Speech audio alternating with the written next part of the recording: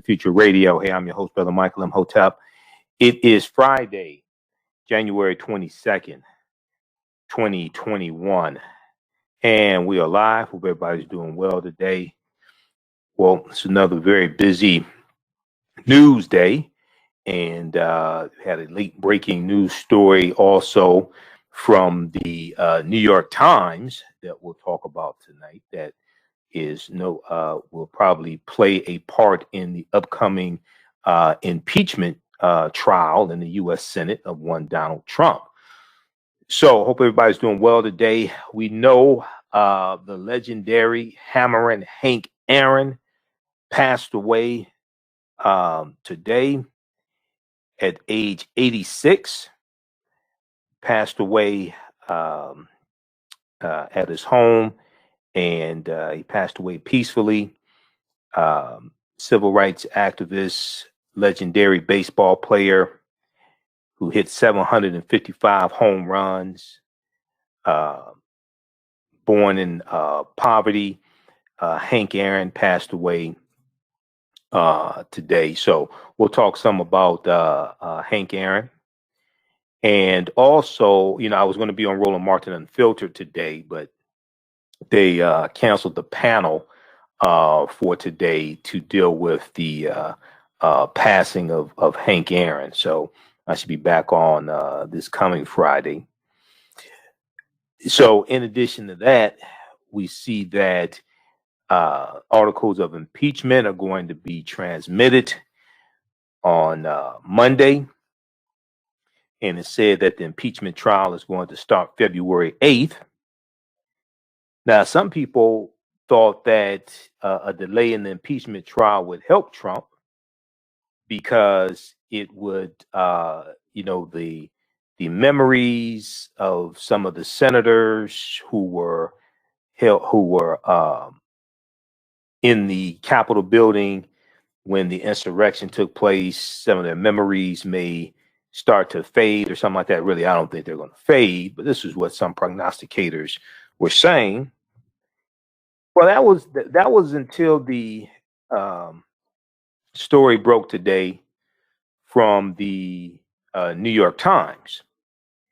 And New York Times has a story dealing with how Donald Trump and the Justice Department lawyer was said to have plotted to oust acting attorney general. Okay, we're going to talk about this because this is another crazy story here, another twist that is definitely going to play a part in the impeachment trial.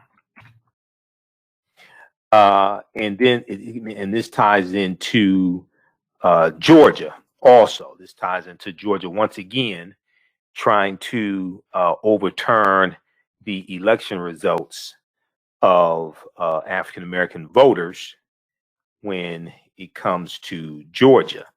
New York Times and also Washington Post has a story as well backing up this story from the New York Times.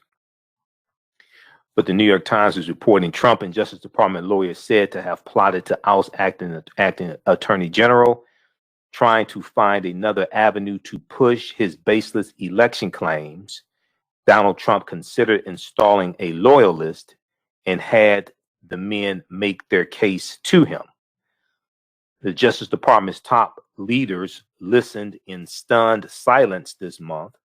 One of their peers, they were told, had devised a plan with Donald Trump, then president, to oust Jeffrey A. Rosen as acting attorney general and wield the department's power to force Georgia state lawmakers to overturn its presidential election results. To force Georgia state lawmakers to overturn its presidential election results. The unassuming lawyer who worked on the plan, whose name is Jeffrey Clark, had been devising ways to cast doubt on the election results and to bolster Donald Trump's continuing legal battles and the pressure on Georgia politicians. because Jeffrey Rosen had refused the president's entreaties to carry out those plans, Donald Trump was about to decide whether to fire Jeffrey Rosen and replace him with Jeffrey Clark. Okay, so we'll talk about this as well. This is a huge story. And, you know, I don't know if they're going to do an additional article of impeachment, but I think this has definitely come up at the impeachment trial, because this, once again, this all falls into this plan tied to the January 6th insurrection. All right, so we'll talk about that. And some of these topics, you know, I was going to originally talk about, we're going to have to deal with on our Sunday show. Just too much to cover on today's show.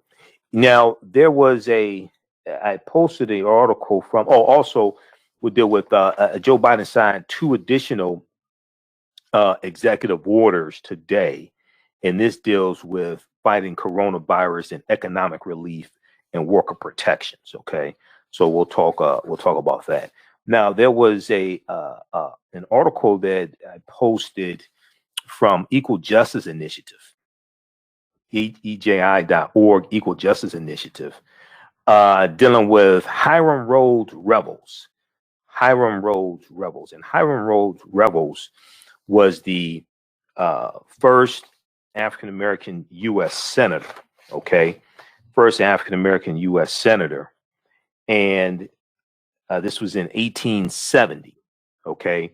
And he was a U.S. Senator from Mississippi. And he almost was not placed.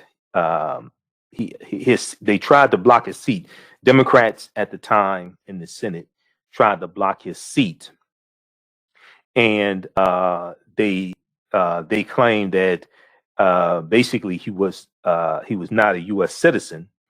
The Constitution requires senators to hold citizenship for at least 9 years, and they argued that Hiram Rhodes Revels had only recently become a citizen with the 1866 Civil Rights Act and the 14th Amendment.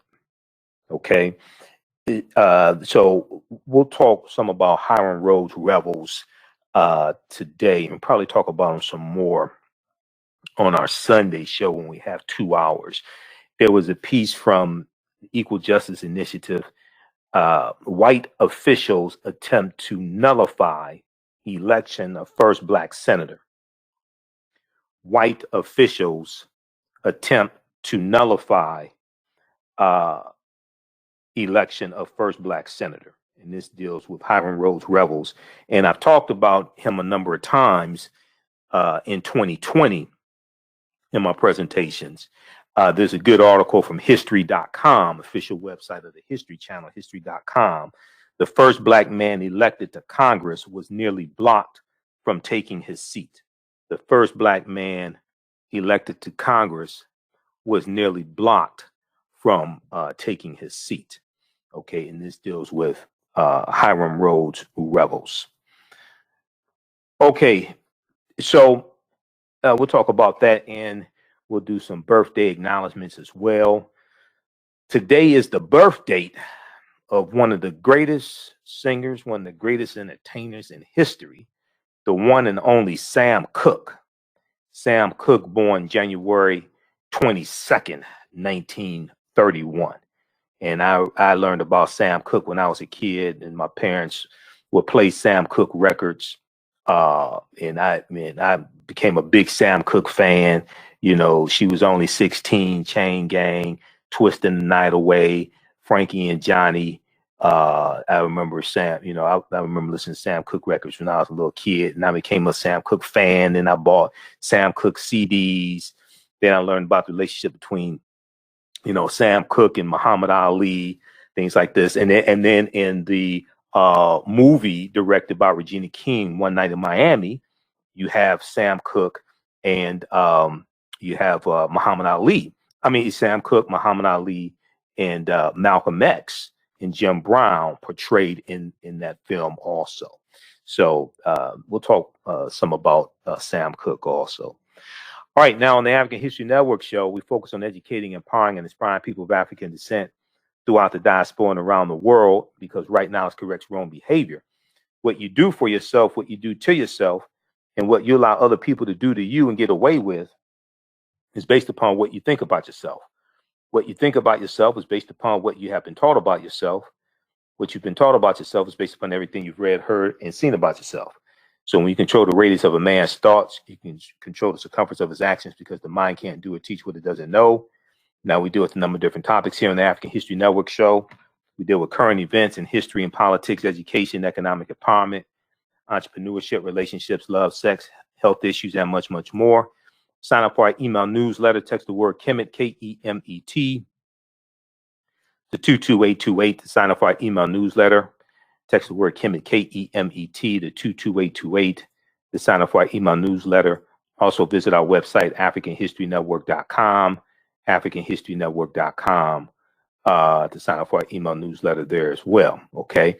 If you'd like this type of information, you can donate to the African History Network, $ the AHN show through Cash App, $ the AHN show through Cash App, also through PayPal, paypal.me/the AHN show, paypal.me/the AHN show, and at our website, AfricanHistoryNetwork.com. So that definitely helps out a lot, being that we're here 6 days a week instead of 1 day a week. For 4 years, we were only on Sundays, 9 p.m. to 11 p.m. Eastern Standard Time, right here on 9:10 a.m. the Superstation WFDF. And then now we're on 6 nights a week, 6 days a week. Okay. All right. So we'll be back in just a minute here. Listen to the African History Network show right here on 9:10 a.m. the Superstation WFDF. We'll be back in just a minute.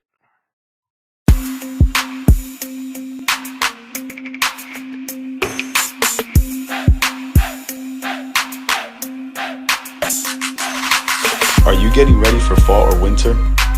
We have the solution for all seasonal clothing needs. Comedicwear.com is the go-to online source for Comedic African fashion and lifestyle products with a contemporary twist.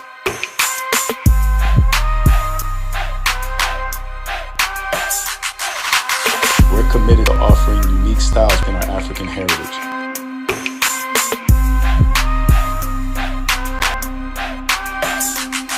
Comedicwear.com is inspired by ComedicScribes.com to influence our people in learning and showing pride. Please visit our website at Comedicwear.com. For 25 years, the Black History 101 Mobile Museum carried on the rich legacy of the Black Museum movement in America by showcasing original artifacts of Black experience at colleges, universities, K-12 schools, corporations, libraries, conferences, and cultural events, making it the most first Black History mobile exhibit in American history. Dr. Khalid Kim, founder of the Black History 101 Mobile Museum, and he is a sought-after speaker on topics of Black history, social studies, museum study, pop, and race relations. Dr. Khalid was among the change makers for NBC's Hate King and listed as the 100 distinction for enterprise. He recently founded the Michigan Hip Archive on the campus of Michigan University.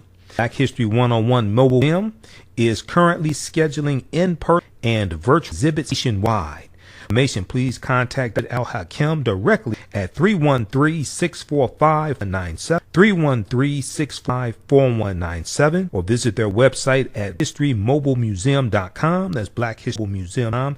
You can also email at bhistory1@yahoo.com, bhistory101@yahoo.com.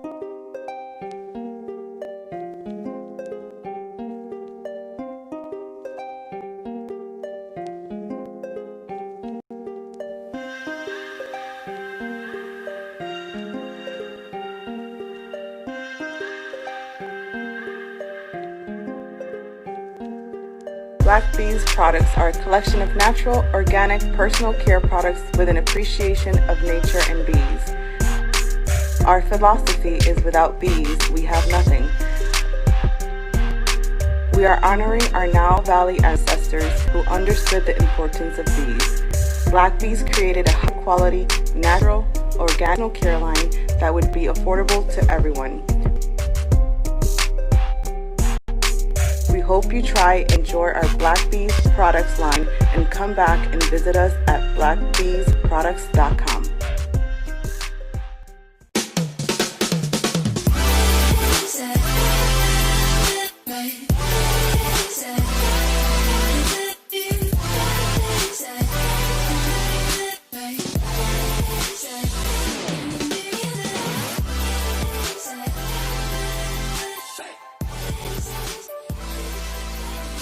Visit 4glossygirls.com. That's the number 4glossygirls.com, and follow them on Instagram at 4glossygirls.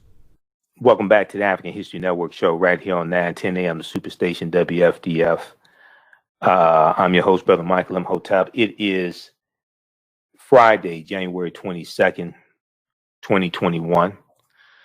Calling numbers 313-778-7600,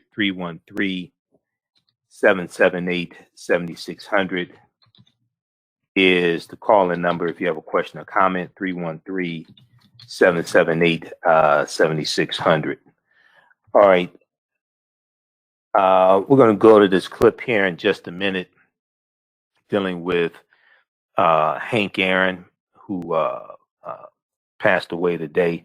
NBCnews.com has a good article dealing with Hank Aaron. Also, New York Times has a good piece on Hank Aaron as well. So Hank Aaron, whose prodigious swing took him from a poverty-stricken section of Mobile, Alabama, to the Baseball Hall of Fame in Cooperstown, has passed away. His longtime team, the Atlanta Braves, announced on Friday. He was 86 years old. Now, Hank Aaron played 21 of his 23 seasons for the Milwaukee and Atlanta Braves. And Braves chairman Terry McGuirk said he was heartbroken by the death of baseball's one-time home run king. Terry McGuirk said, "We are absolutely devastated by the passing of our beloved Hank. He was a beacon for our organization, first as a player, then with player development, and always with our community," Terry McGuirk said Friday in a statement. Now, we're going to go to this clip here in just a minute. So just let me know when we have it queued up, Kevin. Quote, "His incredible talent and resolve helped him achieve the highest accomplishments, yet he never lost his humble nature." Never lost his humble nature. Henry Louis Aaron was his birth name. Henry Louis Aaron wasn't just an icon, but one across Major League Baseball and around the world. Atlanta Mayor Keisha Lance Bottoms called Hank Aaron's passing a considerable loss. A considerable loss for the entire city. Okay, so let's see. So Hank Aaron blasted 755 home runs in his amazing career that also contributed to the era's civil rights advances, President Joe Biden said today. Quote, "His incredible talent and resolve helped him achieve the highest accomplishments, yet he never lost his humble nature. Henry Louis Aaron was just our icon, but one across Major League Baseball and around the world."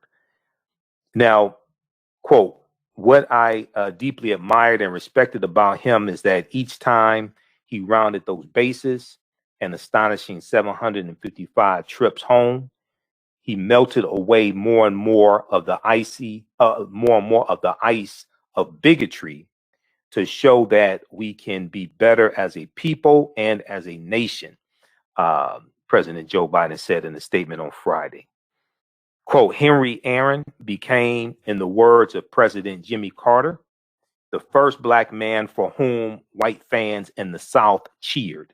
The first black man for whom white fans in the South cheered.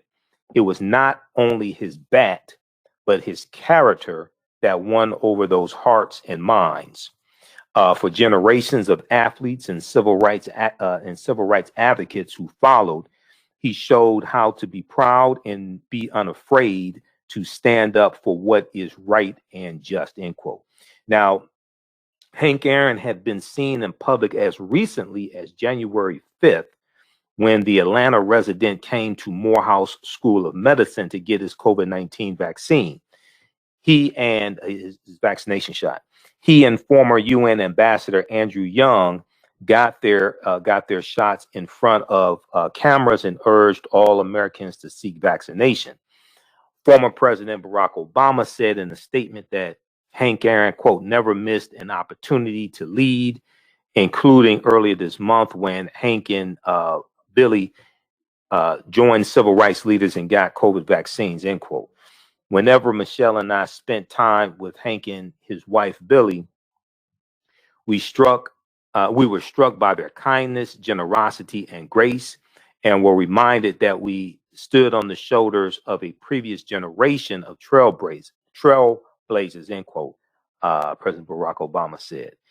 Now, Georgia Governor Brian Kemp praised Hank Aaron for, quote, his important work to advance civil rights and create a more equal, just society. Now, it's interesting, Brian Kemp would talk about civil rights, right, when he was purging African Americans from voter rolls and stole a gubernatorial election from Stacey Abrams. Okay, do we have a clip queued up? All right. Okay. Now, and former President Jimmy Carter, a native of Plains, Georgia, on Friday called Hank Aaron a, quote, breaker of records and racial barriers, end quote, a breaker of records and racial barriers. Rosalind and I are saddened by the passing of our dear friend, Henry Aaron, the nation's 39th president, said Jimmy Carter in a statement. One of the greatest baseball players of all time. He has been a personal hero to us. Now, Hank Aaron wrapped up his 23-year career in the major leagues in 1976 with a raft of records that still stand today, including 2,297 runs batted in, RBIs, runs batted in, 2,297, 6,856 total bases, and 25 all-star game appearances. All right. Now, I remember as a kid, I think I had a Hank Aaron baseball card, probably from like 75, something like that, maybe 76, somewhere around there. I don't think there's any cards worth any money. You know, I used to collect Topps baseball cards and Topps football cards when I was a kid. I think I still have some somewhere. And I remember there was if I remember correctly, it was a Boys and Girls Club commercial. Okay. And it's from like the 1970s. And it was Hank Aaron. It was Hank Aaron in the commercial talking about growing up to hit 755 home runs. So that's like really, I think that's really how I first learned about Hank Aaron hitting 755 home runs from that commercial. Okay. All right, I want to go to this clip here. This is from NBC News. Craig Melvin on NBC News interviewed Hank Aaron last year, okay? And they talked about his life, and they talked about he got death threats leading up to. So Hank Aaron broke Babe Ruth's home run record. Babe Ruth had 714 home runs. And Hank Aaron got death threats as he was getting closer to breaking Babe Ruth's record. Okay, because the home run record was the most coveted record in all of baseball, and it was held by a white man. Okay, let's go to this clip. We have some breaking news in the world of sports. Legendary outfielder Hank Aaron has died. He was 86. Hammer and Hank slipped away peacefully in his sleep. Hank Aaron was an icon. A career that spanned 23 years. He famously broke Babe Ruth's record of 714 home runs back in 1974. It was a record that he held for more than 30 years. He retired in 1976 with a career total of 755 home runs. Hank Aaron made his major league debut at the age of 20, and he started his career, like so many others back then, in the Negro Leagues. I had the great honor of interviewing Hank Aaron for the Today Show in early 2020. Hank Aaron is widely considered one of the greatest to ever play the game. But before he donned that famous Braves uniform, he took the field for the Indianapolis Clowns of the Negro League, leaving his Alabama home in the early 50s. I remember so well my first year that I left Mobile, Alabama. One little Coke, $2.50 in my pocket. And my mother told me that was all she had to give me, and be very careful with it. What was it like playing for the Indianapolis Clowns? To play in that league and to play with the ball players that I played with gave me an opportunity to do some things that I wanted to do. Is it true that there was perhaps more talent in the Negro Leagues back then than there was in Major League Baseball? I would not doubt it one bit. There was so much talent. Though thousands of fans came to their games, Negro League players were not treated equally. Roadside restaurants banned blacks in their dining rooms. Gas stations closed restrooms, and white hotels shut their doors. In 1947, Jackie Robinson broke baseball's color barrier. Was there any pressure on guys like you to stay in the Negro League? Yes, it was. Pressure from the players that you played with was telling you that you can't make it. You'd never make it. Hank Aaron did make it, debuting for the Milwaukee Braves in 1954. Though he made 25 All-Star teams, Aaron continually faced obstacles white players did not, including death threats while approaching Babe Ruth's career home run record. I was surprised to read in what should have been the most exciting period of your life, you're chasing Babe Ruth's record. It wasn't. It was not. Why not? I couldn't go out of the ballpark without an escort. I had to stay in another hotel rather than staying in a hotel with my teammates. It was the toughest moment of my life. Here's the pitch. And then it happened. And then it happened. There's a new home run champion of all time, and it's Henry Aaron. Runs batted in, 2,297. You're first. Extra base hits, 1,477. You're first. Years with 30 or more home runs, 15. Pretty good argument could be made that you're the greatest that's ever played baseball. What do you think? Well, I'm with you. At 86 years old, Aaron still serves as a senior vice president of the Atlanta Braves, more concerned with the future of the game than his own legacy. You think it's still America's favorite pastime? I think it's one of them. I believe football has caught up in some instance. I believe baseball is still number one. How does Hank Aaron want to be remembered? I've been fortunate and lucky in some ways. I would just like to be remembered as someone that God gave him a talent to play this game, and he did everything humanly possible to make the game the way it's supposed to be played. Okay. The last few moments, it would seem as if the general. Yeah, keep it playing. I didn't know that was direct. Keep going, Kevin. Thanks. No, that was it. That was. Oh, that was it. Okay. I thought that was the end of it. All right. So that was Craig Melvin, NBC and MSNBC's Craig Melvin, speaking with the great Hank Aaron. That was an interview for the Today Show in early 2020. Okay. All right. So I want to go back to this article here from NBC News briefly, and then we're going to transition because we this time goes by quickly. I want to also get to the story here dealing with Trump and the Justice Department. Very important story as well.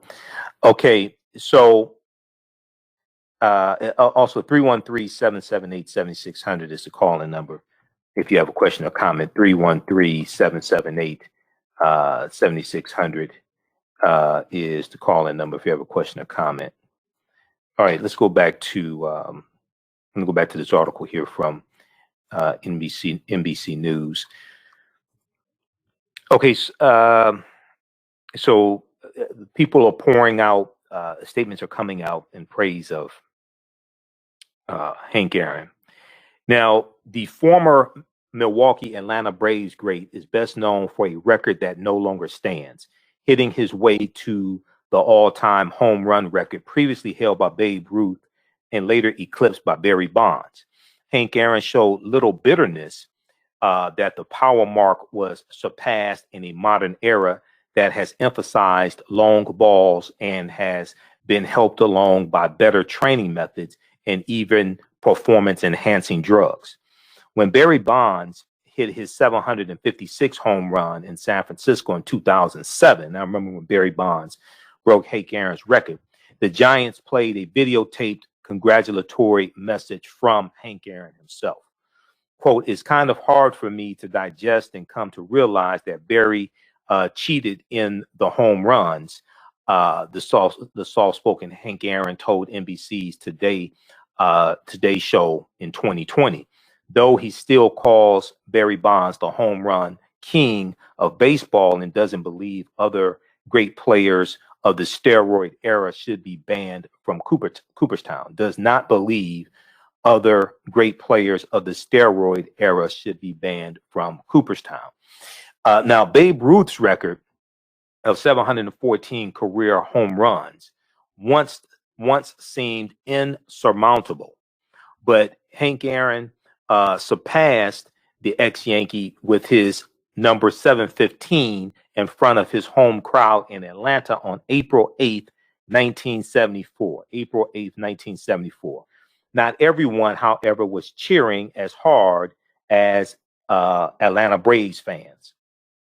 Hank Aaron said on the Dan Patrick Show that he was deluged with racist hate mail and death threats as an African-American player threatening the mark of one of the most popular white players to ever play the game.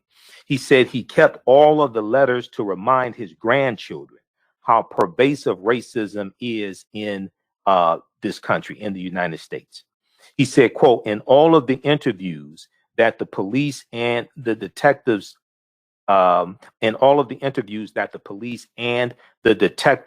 whoever was in charge did, they said all of these were probably just crank letters, but there may be one in there from someone that meant something," end quote. Hank Aaron said in the October 2016 interview. Now, Negro Leagues Baseball Museum President Bob Kendrick on Friday reminded fans that Hank Aaron broke with the Milwaukee Braves in 1954, just 7 years after Jackie Robinson shattered the color line with the Brooklyn Dodgers. So Hank Aaron faced the same brutal racism other African-American players of the era experienced, especially as the slugger approached Babe Ruth's home run record. Quote, "This black man in the Deep South was about to break a record that no one really thought could ever be broken, and that was not wearing well on a lot of white people," Kendrick told Major League Baseball Network shortly after getting word of Hank Aaron's passing. He went on to say, "And yet he was able to withstand, endure, and still perform at an exceptional level," end quote. Now, Bob Kendrick went on to say he's as much of a civil rights icon as anyone. He's as much of a civil rights icon as anyone. Now, Henry Louis Aaron was born on February 5th, 1934. The future outfielder was the third of 8 children of a tavern owner. Given his athletic prowess, sports seemed to be a ticket out of his poor African-American neighborhood in Mobile, Alabama. As he starred in baseball and football, first for for segregated Central High School and later for a private school called the Josephine Allen Institute.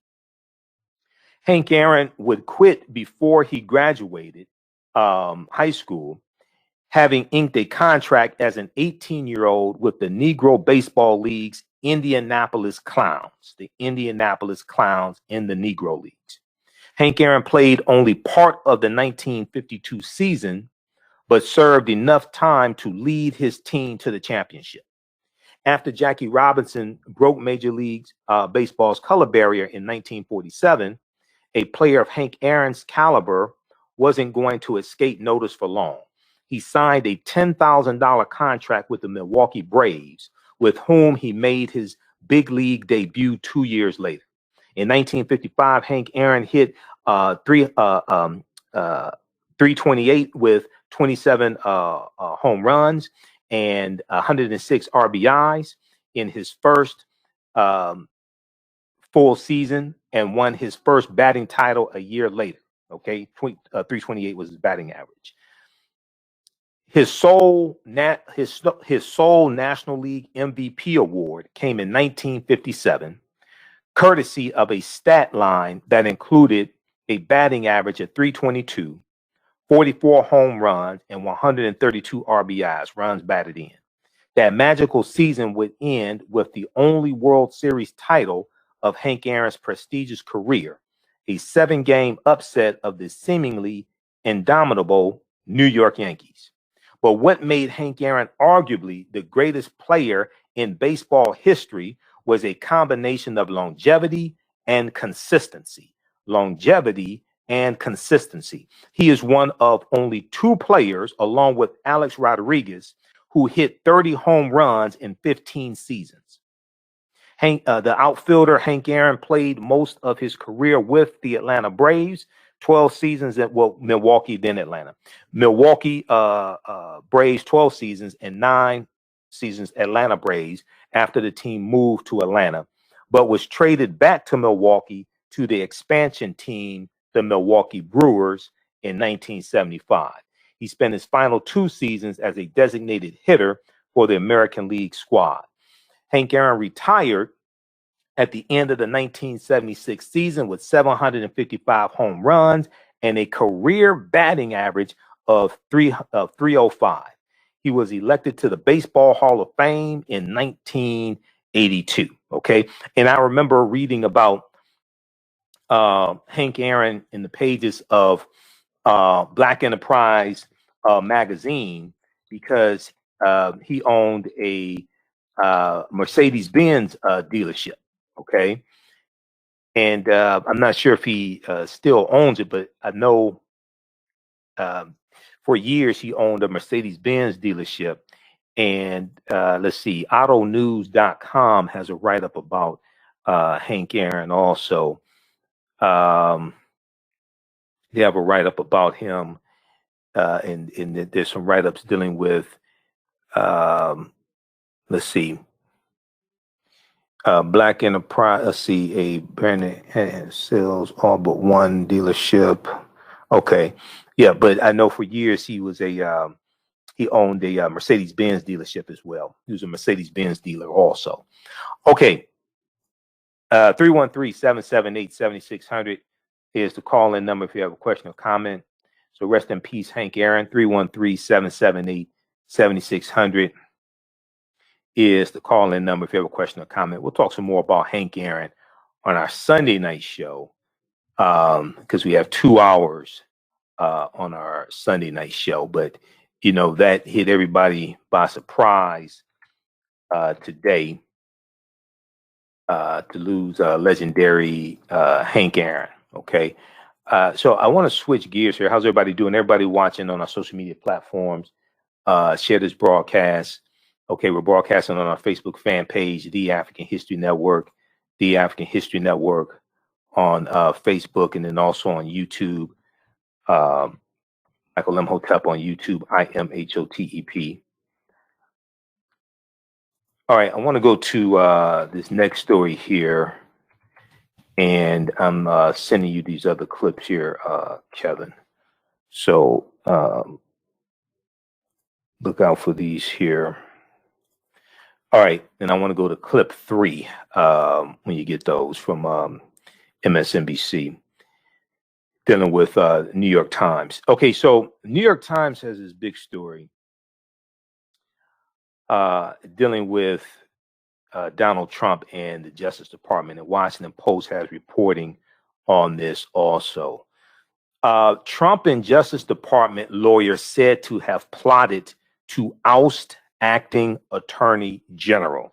This is a huge story. This once again goes, now we just found out about this. This once again goes to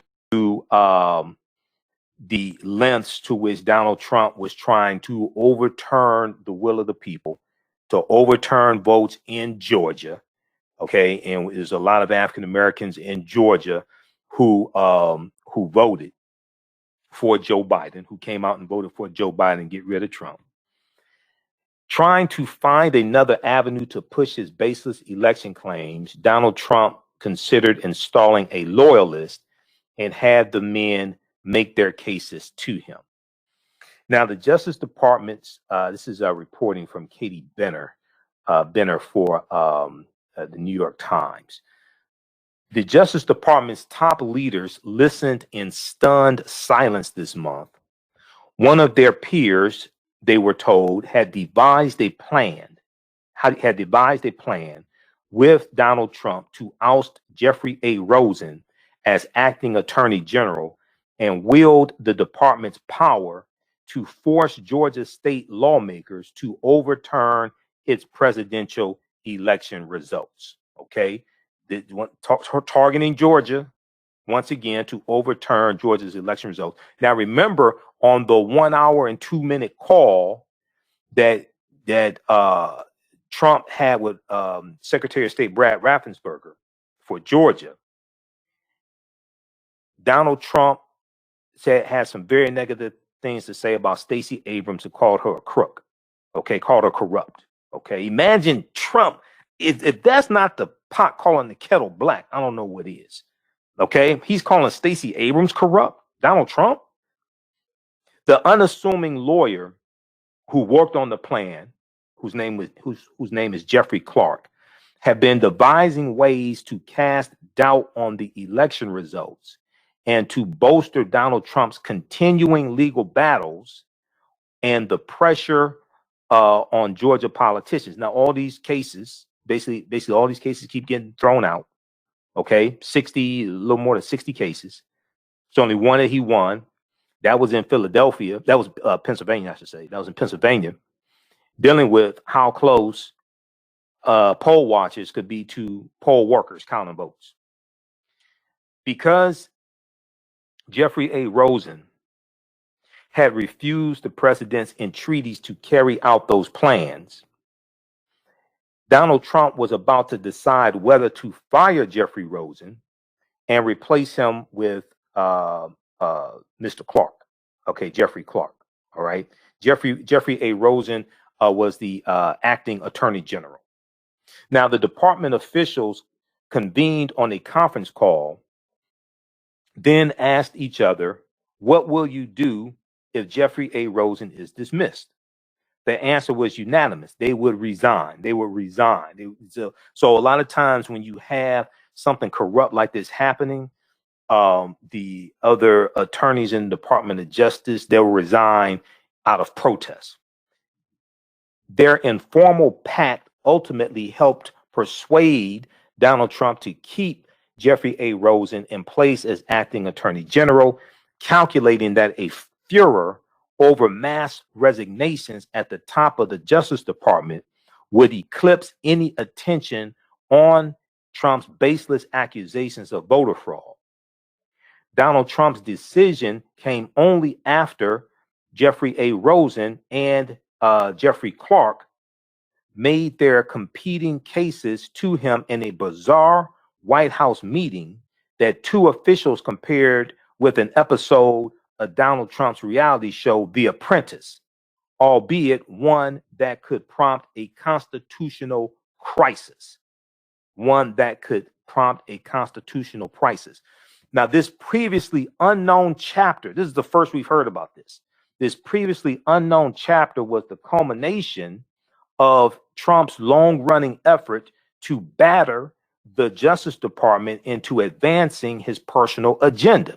He also pressed Acting Attorney General Jeffrey A. Rosen to appoint special counsels, including one who would look into Dominion voting systems, a maker of election equipment that Trump's allies had falsely said was working with Venezuela to flip votes for Trump from Trump to Joe Biden. Just baseless conspiracy theory nonsense. We saw that idiot Sidney Powell, the idiot attorney for the Trump campaign, sometimes for the Trump campaign, sometimes not. Okay, sometimes you. All right, thanks, Kevin. Sometimes you feel like a nut, sometimes you don't, I guess, right? That she got hit with a $1.3 billion lawsuit, all right, behind putting out lies, making false claims about Dominion voting systems. I want to go to this clip here. This is from All In with Chris Hayes, January 2nd, 2021. New York Times, Trump and DOJ lawyer reportedly plotted to oust acting attorney general. Let's go to this clip. With all that we know about Donald Trump's attempts to overturn the election, there are still stories to be told about his behavior that had the ability to shock, to make you pick your jaw off the floor. Katie Benner of the New York Times has this unbelievable scoop tonight published just 20 minutes ago. The Justice Department's top leaders listened in stunned silence this month. One of their peers, they were told, had devised a plan with President Donald J. Trump to oust Jeffrey A. Rosen as the acting attorney general and wield the department's power to force Georgia state lawmakers to overturn its presidential election results. The unassuming lawyer who worked on the plan, Jeffrey Clark, had been devising ways to cast doubts on the election results and to bolster Mr. Trump's continuing legal battles and the pressure on Georgia politicians. Because Mr. Rosen had refused the president's entreaties to carry out those plans, Mr. Trump was about to decide whether to fire Mr. Rosen and replace him with Mr. Clark. The reporter who got that amazing scoop, New York Times Justice Department reporter Katie Benner, joins me now. First of all, incredible reporting here. I had to read the story 3 times to make sure I was understanding it, but walk us through the story. What did you find? Sure. I mean, it's very much like what you said in your introduction. It precipitated this crisis in the Justice Department when you saw one of the top leaders of the department basically working with President Trump to see if there was something that could be done at the department in order to overturn the results of the election.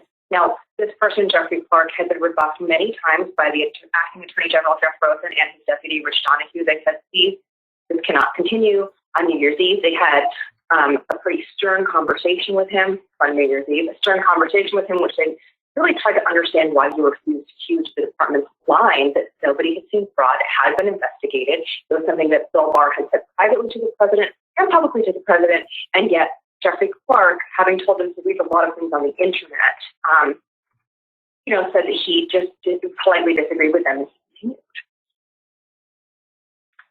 So you've got Rosen as the acting AG after Barr leaves. Clark is the head of the Civil Rights Division, which is in department leadership. Oh, no, head of the Civil Division. Up there, right? I'm sorry, the Civil Division. My bad. The Civil Division. Yes, which is important. It defends the administration in court.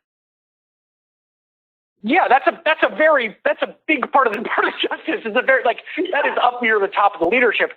And he apparently was introduced to Trump by a Pennsylvania politician, and they start interacting for Clark to be Trump's guy in the Department of Justice to oust Rosen so that they could ride into Georgia with the DOJ to write some letter on DOJ letterhead to say, you, Georgia, must overturn your results. Yes, so first Mr. Clark asked Mr. Rosen to do it as the acting attorney general. And when that didn't work, he had a conversation with Mr. Trump in which he came away from that conversation thinking that Trump would replace Rosen with himself. And then he offered Mr. Rosen the opportunity to remain at the department as his deputy. he hatches a Department of Justice coup with the president and offers him, the boss is going to make me the head of the Department of Justice. So we can, this is my words, not yours, so I'm just characterizing. the boss is going to make me the head of the Department of Justice and the acting AG so we can pull off his coup. You can stick around as my deputy, but this is what's going to happen. And then there's a meeting in the White House with Clark and Rosen and the president. Yes, and this is sort of unusual timing because it happened on January 3rd, which is the exact same day that Georgia Secretary of State released, leaked the audio of his phone call the prior day with Mr. Trump. So you have the entire world listening to the audio of Trump and the Secretary of State in Georgia having this bizarre conversation, which Trump makes so clear that he wants Georgia to change its mind to find votes that would make him the winner. And then at the same time, you have a split screen with this meeting taking place around 6 p.m. on Sunday evening, where the president has set up an interesting situation where he has both Mr. Clark and Mr. Rosen there before him to present their competing visions for what the department should be doing. It was described to me by two different officials, former administration officials, as almost a bizarre version of The Apprentice in which they were selling the better plan. All right. Pause it right there, Kevin. So pause right there.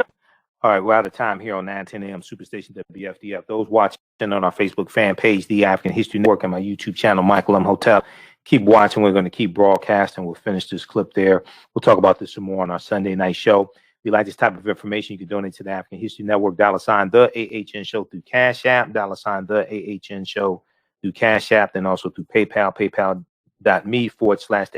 AHN Show, and at our website, AfricanHistoryNetwork.com. Click on the yellow donate button. Right now, it's correct wrong behavior. It's not over till we win. Wakanda forever. Stay tuned for Pastor Greg Davis. We'll talk to you Sunday. We're on Sundays also, 9 p.m. to 11 p.m. Eastern Standard Time. It's not over till we win. Wakanda forever. We'll talk to you Sunday night. Peace. All right, stand by. Stand by, everybody. Okay, let's continue here. Let me cue up that clip. How's everybody doing? And also, African American business owners, post the name of your business here on the thread of the broadcast. We'll let you know how you can advertise with the African History Network. We'll be here for a little while longer. We're going to talk briefly about Joe Biden and 2 executive orders signed today dealing with fighting against coronavirus, and then also dealing with the economy. And then we'll talk a little bit about Hiram Rhodes Revels as well. First African American U.S. Senator. He was from Mississippi, and he became a U.S. Senator in 1870, and he almost did not get seated. Okay, let's go back to this clip here from All In with Chris Hayes, dealing with this huge story from the New York Times. Trump and Department of Justice lawyer reportedly plotted to oust acting attorney general. Let's go back to this clip. Remain at the department as his deputy.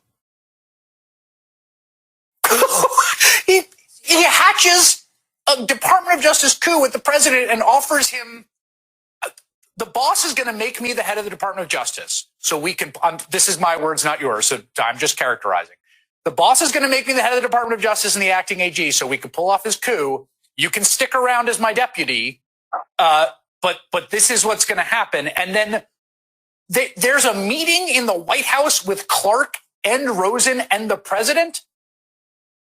Yes, and this is sort of unusual timing because it happened on January 3rd, which is the exact same day that Georgia Secretary of State released, leaked the audio of his phone call the prior day with Mr. Trump. So you have the entire world listening to the audio of Trump and the Secretary of State in Georgia having this bizarre conversation, which Trump makes so clear that he wants Georgia to change its mind to find votes that would make him the winner. And then at the same time, you have a split screen with this meeting taking place around 6 p.m. on Sunday evening, where the president has set up an interesting situation where he has both Mr. Clark and Mr. Rosen there before him to present their competing visions for what the department should be doing. It was described to me by two different officials, former administration officials, as almost a bizarre version of The Apprentice in which they were selling the better plan. So it sounds to me from reading your article that enough people at DOJ get read into this plan that they essentially rebel en masse and threaten to all quit if it's pulled off. Is that right? Yes. So Sunday, we'll just go through the chronology. Midday Sunday, Jeff Clark says to the Attorney General, Acting Attorney General Rosen, I believe that the president is going to remove you and put me in your spot. And then a few hours later, Mr. Rosen's deputy, the Deputy Attorney General, calls an emergency conference call with the remaining top leaders of the department. He reads them into what's going on. He explains what Mr. Clark has been up to. And they discuss what they're going to do if in the coming hours, the president fires Jeffrey Rosen and replaces him with Mr. Clark. They decide that the only option is to leave. And so that was really powerful information, because in this meeting with the president that happened a couple of hours later, other officials, including the head of OLC, Steve Engel, who was there, they were able to tell the president, listen, if you do this plan, it's going to blow up this way. It will cause this kind of chaos at the Justice Department. And if nothing else, nobody is going to pay attention to the Jeff Clark letter to Georgia. They will be paying attention to the fact that you have created a Saturday Night Massacre. And that was one of the compelling arguments to Mr. All right. So you'll hear more about that. That's a huge story from the New York Times. Then Washington Post has a reporting to back that up also. There's an article from the Washington Post. Trump entertained plan to install an attorney general who would help him pursue baseless election fraud claims. Let me see. Let's turn on the screen share quickly so you can see that article from the Washington Post and go read this. I'm not sure if I made this free if you don't have a digital subscription or not. I'm not sure. But thehill.com has an article about this as well. Trump entertained plan to install an attorney general who would help him pursue baseless election fraud claims. Now, keep in mind, Trump pretty much gave up the fight against coronavirus and spent more time trying to overturn the results of a lawful election than he did trying to fight against coronavirus.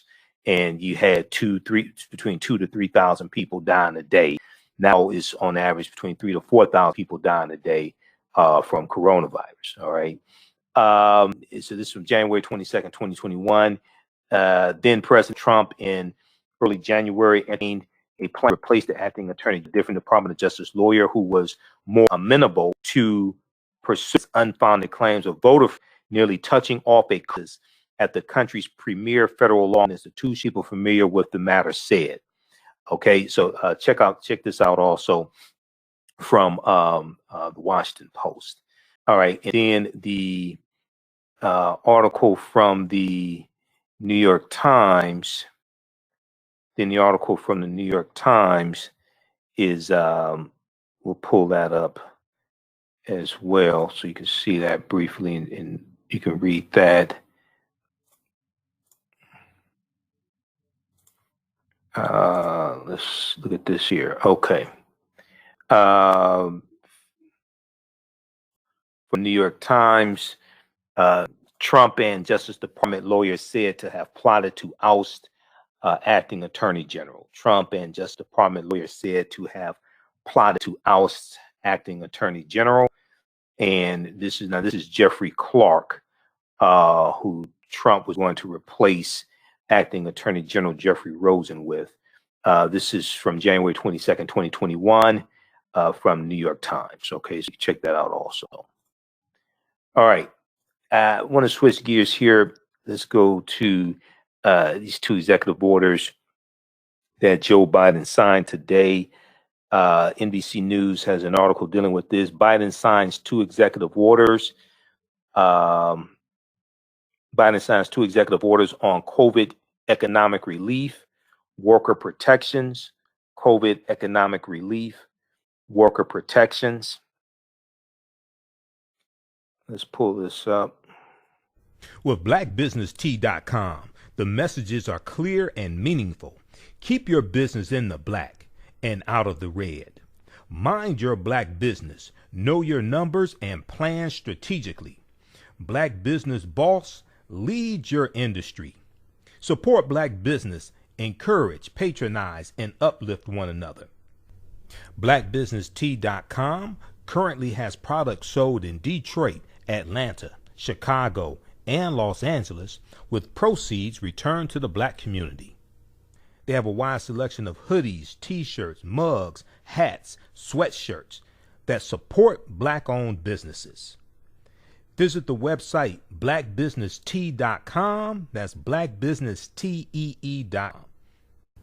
For 5 years, the Black History One Mobile Museum has carried on the legacy of Black Museum movement in America by showcasing original facts of the experience at colleges, universities, 12 corporations, libraries, conferences, and cultural events, making it the most traversed Black History mobile exhibit in American history.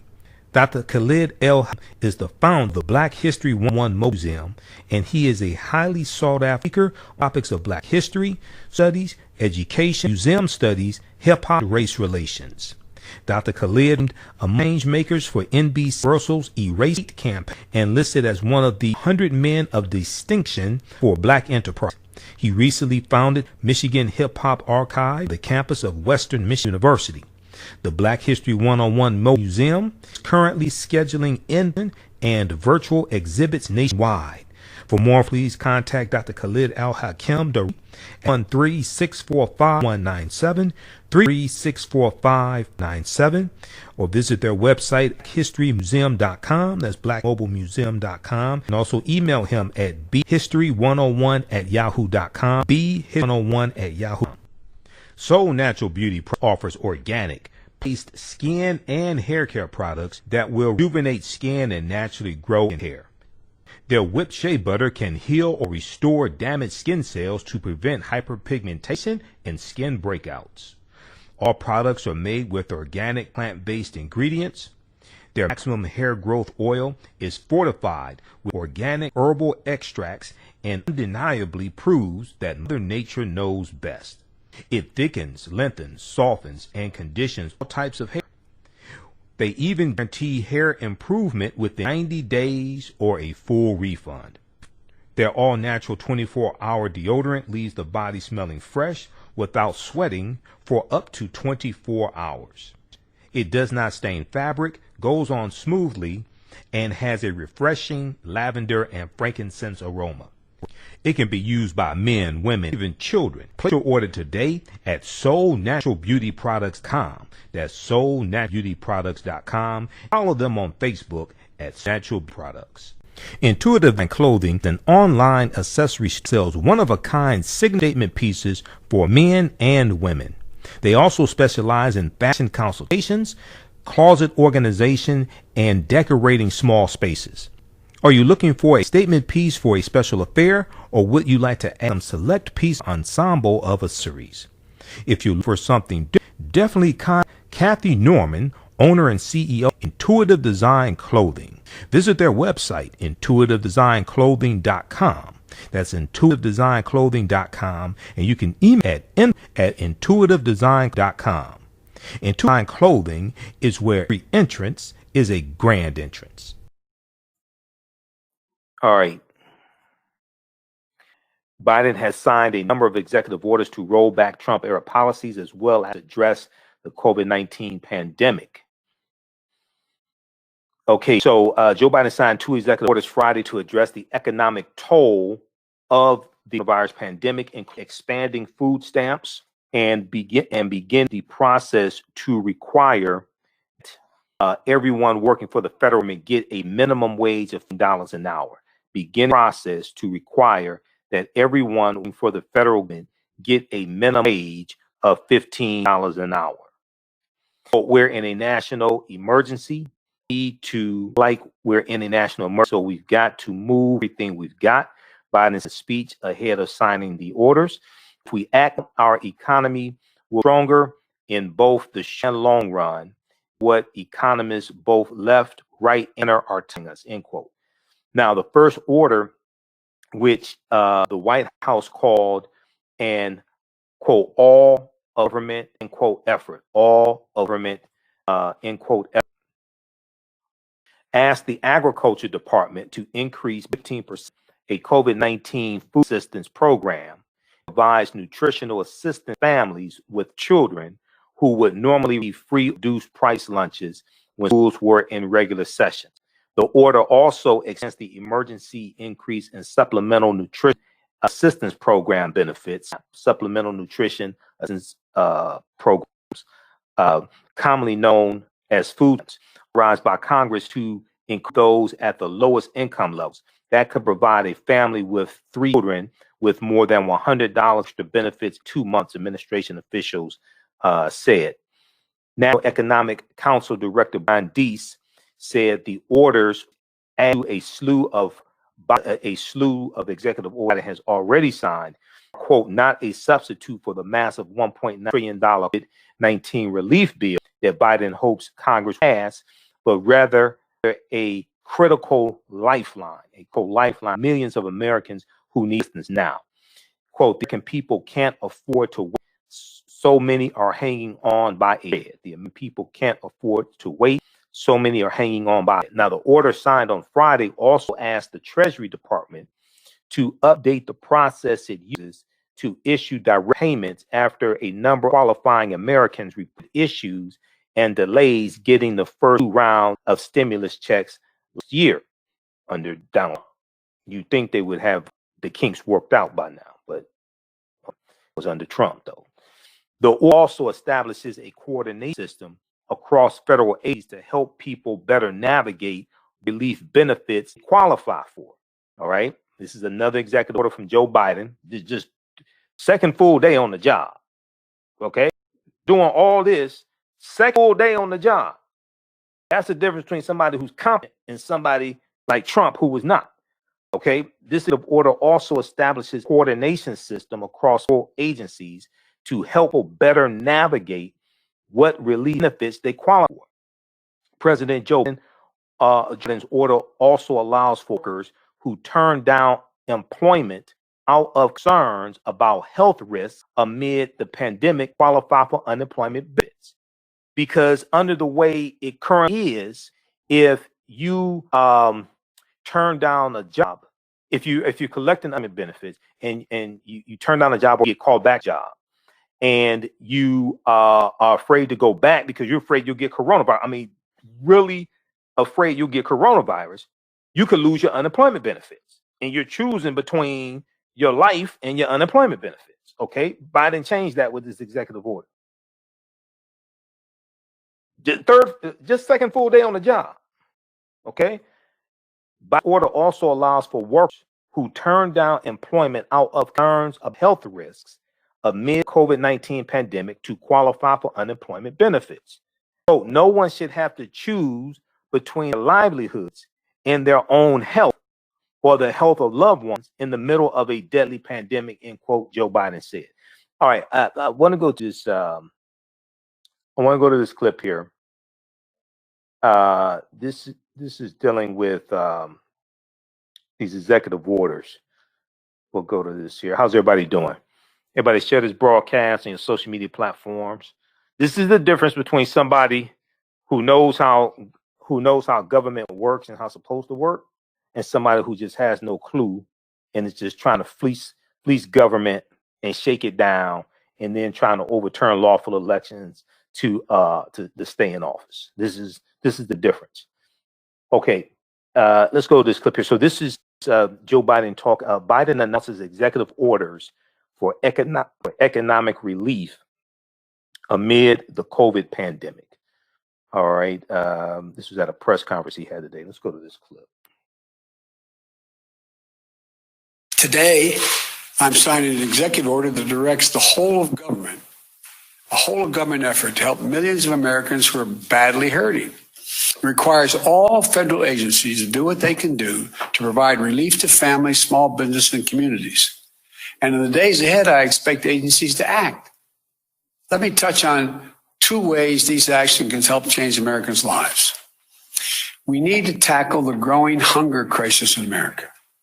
1 in 7 households in America, 1 in 7, more than 1 in 5 Black and Latino households in America report they do not have enough food to eat. That includes nearly 30 million adults and as many as 12 million children. And again, they're in this situation through no fault of their own. It's unconscionable. The American Rescue Plan provides additional emergency food and nutrition assistance for tens of millions of children and families to address this crisis. But families literally can't wait another day. As a result of the executive order I'm going to shortly sign, the Department of Agriculture will consider taking immediate steps to make it easier for the hardest hit families to enroll and claim more generous benefits in the critical food and nutrition assistance area.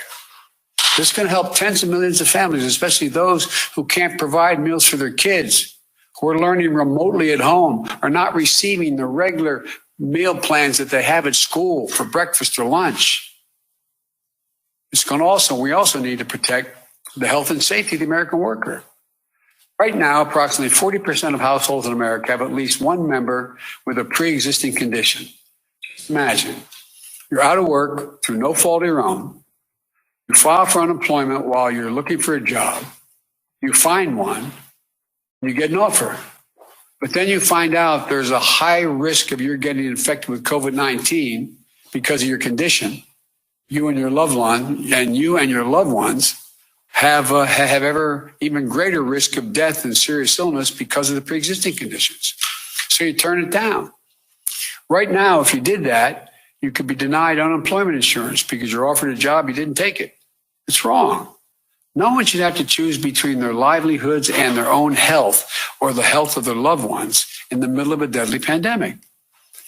Because of the executive order I'm about to sign, I expect the Department of Labor to guarantee the right to refuse employment that will jeopardize your health. And if you do so, you'll still be able to qualify for the insurance. That's a judgment the Labor Department will make. Look, there are just two consequential ways that the action I'm taking today will help people in need.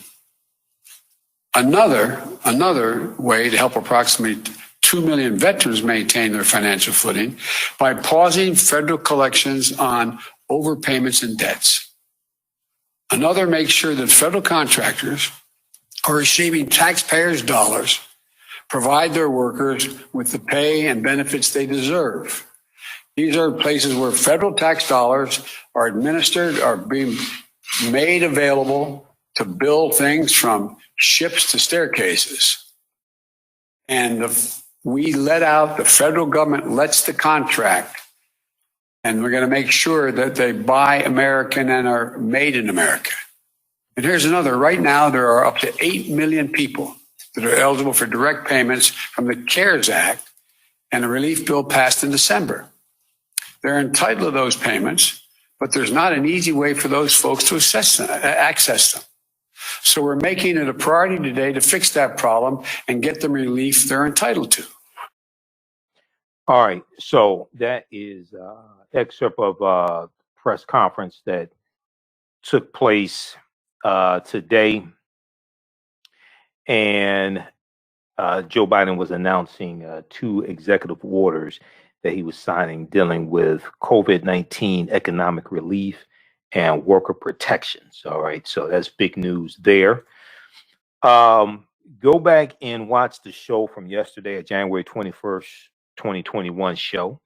We dealt with, we continue talking about the executive orders that Biden has signed this week. We dealt with the executive order on advancing racial equity and support for underserved communities throughout the federal government.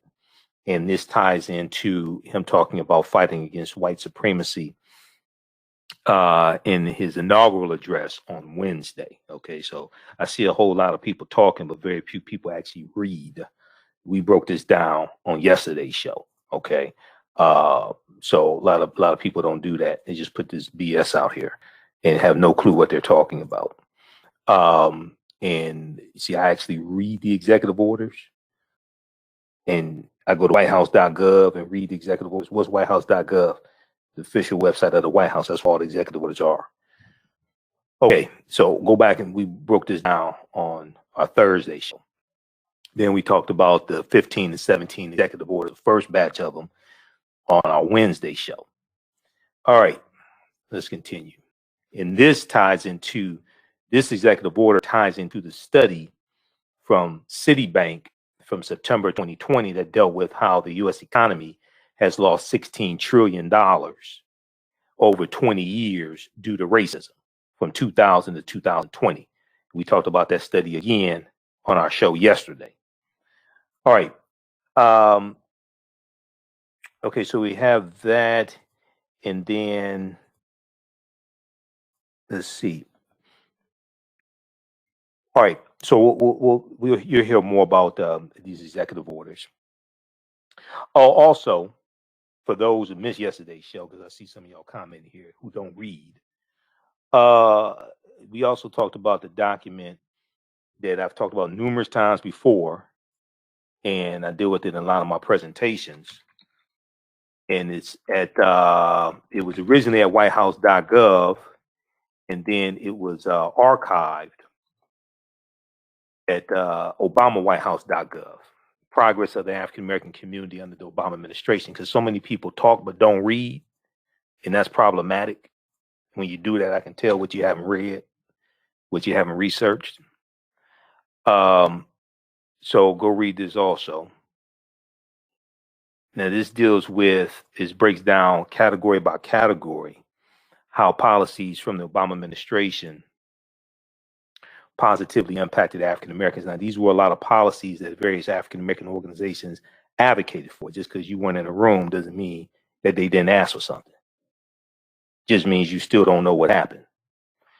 Go read this too. I've dealt with this. This was up in 2014, 2015 at whitehouse.gov. And I've dealt with this numerous times in presentations as well. All right. So people should do more reading and less talking. All right. Let's see here. Now, a lot of this was attacked by Trump and reversed under Trump. That's why when we dealt with the 22-page agenda to empower Black America from Joe Biden, that came out May 4th, 2020, and we dealt with that numerous times on the show, went through all 22 pages, broke down these policies and show how they would impact African Americans, tied those policies into history. Okay, this is why in that agenda, it referenced a lot of policies from the Obama administration that had been reversed under the Trump administration, and why it had to be put back in place and built upon. All right. So let's go to, so we dealt with that. We'll talk more about the executive orders. Y'all can check out this article here that we dealt with last night on the show. And it's a lot that goes into writing executive orders. How do I know? Because I've been involved in writing executive orders for the city of Detroit. It's a committee that does that, so I have some understanding of it. My perspective is different because I've actually been involved in writing public policy for a city. First in course, Joe Biden signs executive actions dissolving racist policies, all of Trump's racist policies. But read this from news1.com that to this as well. This is from the 21st, January 20th. The damn date on here. Posted 14 hours. What the hell? Put the date on here. Come on. Put the date. And the timestamp on your articles. It's January 21st, 2020 by Sharice Frazier, doing breaks down some of these executive orders. Reversing court, Biden signs of actions dissolving Trump racist policies.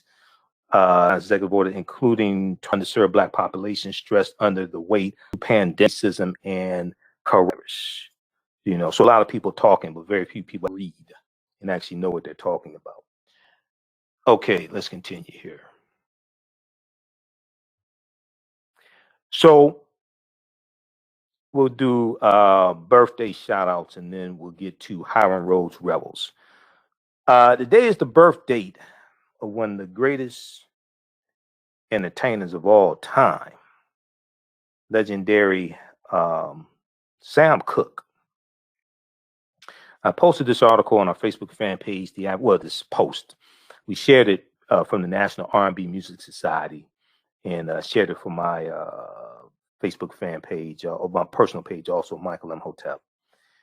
But Sam Cooke was born January 22nd, 1931. And, you know, I learned about Sam Cooke when I was a kid.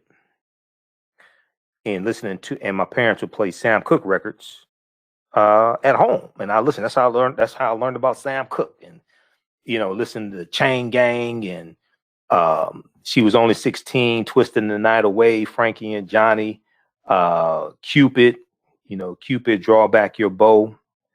And, you know, I sing some of those Sam Cooke songs to my daughter. So let's look at this here from the National R&B Music Society dealing with Sam Cooke. Let's go to this here. Okay, I think this is it right here. And he was with Soul Stirrers first. He was a gospel turned R&B singer. Okay? He was a gospel singer turned R&B singer. And when you study like James Brown, a lot of the R&B singers, they started out, of course, but they were gospel singers first. Recording, you know, they were with gospel groups. They were record records, gospel records. Then they switched to secular music because there's more money in it. But gospel, when you go study the gospel singers, like the male gospel singers and groups, they were as popular as the R&B singers, as popular with the women. The women would take gospels too, okay? All right, so remembering Samuel Cooke, C-O-O-K, professionally as Sam Cooke, on the day of his birth, singer-songwriter, entrepreneur, influential as both a singer and composer. He is commonly known as the King of Soul for his distinctive vocals and importance within popular music. He began singing as a child and joined Soul Stirrers, the Soul Stirrers, before moving to a solo career. He scored a string of hits like You Send, A Change Is Gonna Come. Everybody remembers A Change Is Gonna Come, the movie Malcolm X. Every time I hear Change Is Gonna Come, I think about the movie Malcolm X. Every time I hear that, A Change Is Gonna Come. And that song is about the civil rights movement. Okay, that song is about the civil rights movement because Sam Cooke was also involved in the civil rights movement as well. So A Change Is Gonna Come, Chain Gang, Twisting the Night Away, Bring It On Home to Me. All right, rest in peace to Sam Cooke and birthday as well. He's January 22nd, 1931. All right, now I want to go to this. Interview here.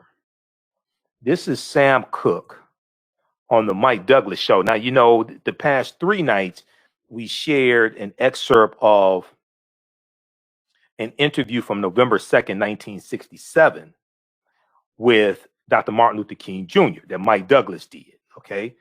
And those interviews were in color. This one here with Sam Cooke is in black and white. Okay. All right. So this is from 1964, February 11th, 1964. All right. So this is 2 months before this is 2 months before Dr. King is assassinated. This is the same month that Cassius Clay beats Sonny Liston, Muhammad Ali. All right. And all right, so let's go to this clip here. This is Sam Cooke on the Mike Douglas show from February 11th, 1964. And before the interview, he does a performance of Ain't That Good News.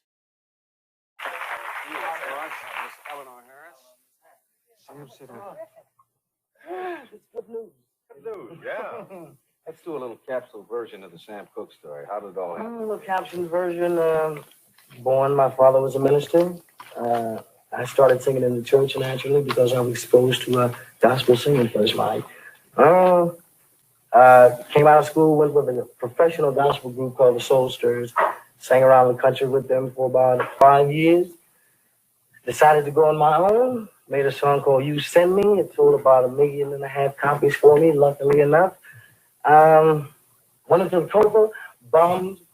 You bombed? Did you really? That's right. I I bombed bombed the Coke. Wait a minute. See, here's what I bombed. Coke is a funny room, and unless you know show business, and unless you give it a real Coke adult approach, you bomb. And that's what I did, because I didn't make good. That's why I said bomb.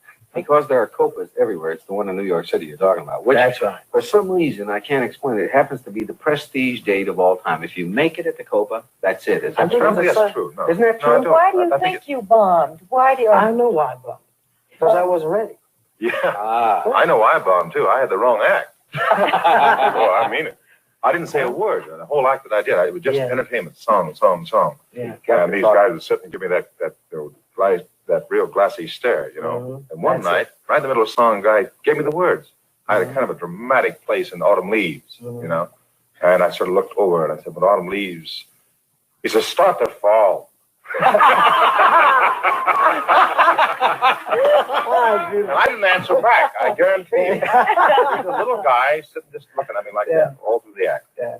I thought they were going to pick me up in the alley somewhere. You know, there are different opinions on what you have just said. Now, a lot of people who prepare acts for people like you and Howard say that you're not supposed to talk until you're well into it. Now, I've seen the best of them perform, and I know Sammy Davis doesn't say word one until he's sung for about 30 minutes. Yeah.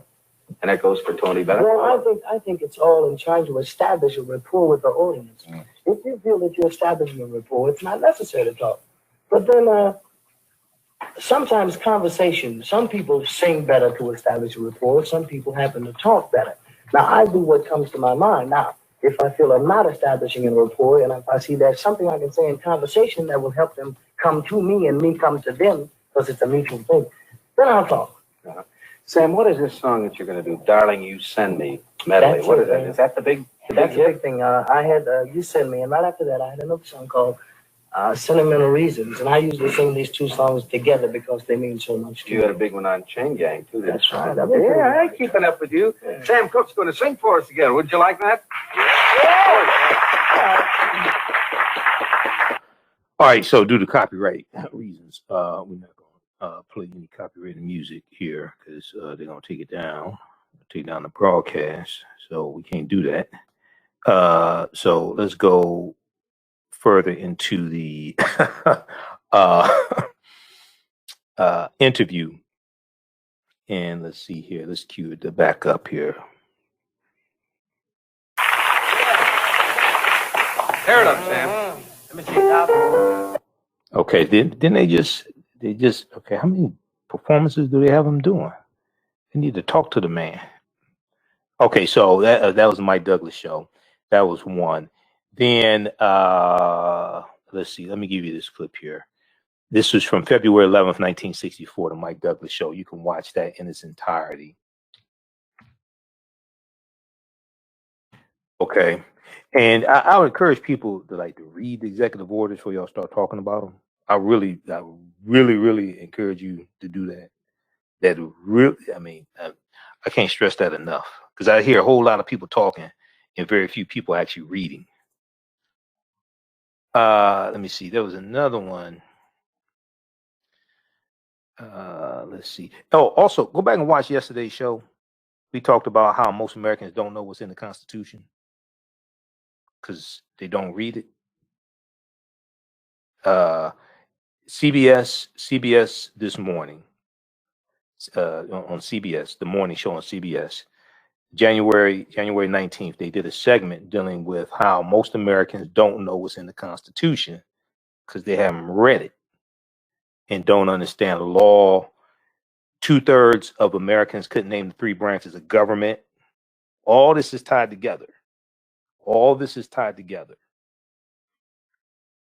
Understanding politics is the legal distribution of scarce wealth, power, and resources, and the writing of laws, statutes, ordinances, amendments, and treaties, their adoption, interpretation, and enforcement. This is why you have to read. This is why I give you these articles, all this stuff I talk about, proper documentation ends all conversation. I give you the sources to go read it. You don't have to believe me. Go research this yourself. All right, let's see here. Fly Girl said very few people read. Yeah. That's why I do more reading than talking. That's why I only do one broadcast a day because I'm busy researching. I don't have time to do that. I'm researching. Let's see here. I'm trying to get. It was one more I wanted to get that doesn't include. There was one with Dick Clark. Okay, let's see. Yeah, this one here. This is from 1964. Goodies and all that stuff. This is from 1964 with Sam Cooke being interviewed by Dick Clark. Sam, come sit. Make yourself at home. What year, we're reminiscing today and using the all-time, old-time goodies and all that stuff. What was the first year you recorded You Send Me? Send Me, Dick, that was in 57. Previous to 1957, how many records had you made? I'd made about, I'd made any popular tunes. You hadn't made any popular songs, but you had been working in another field, had you? That's right, I was doing spirituals at the time, Dick. All right, what caused you at that point in your career of 57 to turn to this kind of singing? My economic situation. That's a very honest answer. How many songs have you written? Dick, I don't know, but I've written just about all I've sang. Which is several hundred? Well, I can estimate this way. I've been in the business now, Dick, for about 6 years, and I haven't had a song that wasn't a hit, so I was on the charts, I think, from the time I started until now. This is an amazing record. Now, Sam, most people don't get to do this. What's the answer? Now, here's a man whose career so far is about 6 years old in this field, not counting what went on before. What's the secret? I think the secret is really observation, Dick. What do you mean?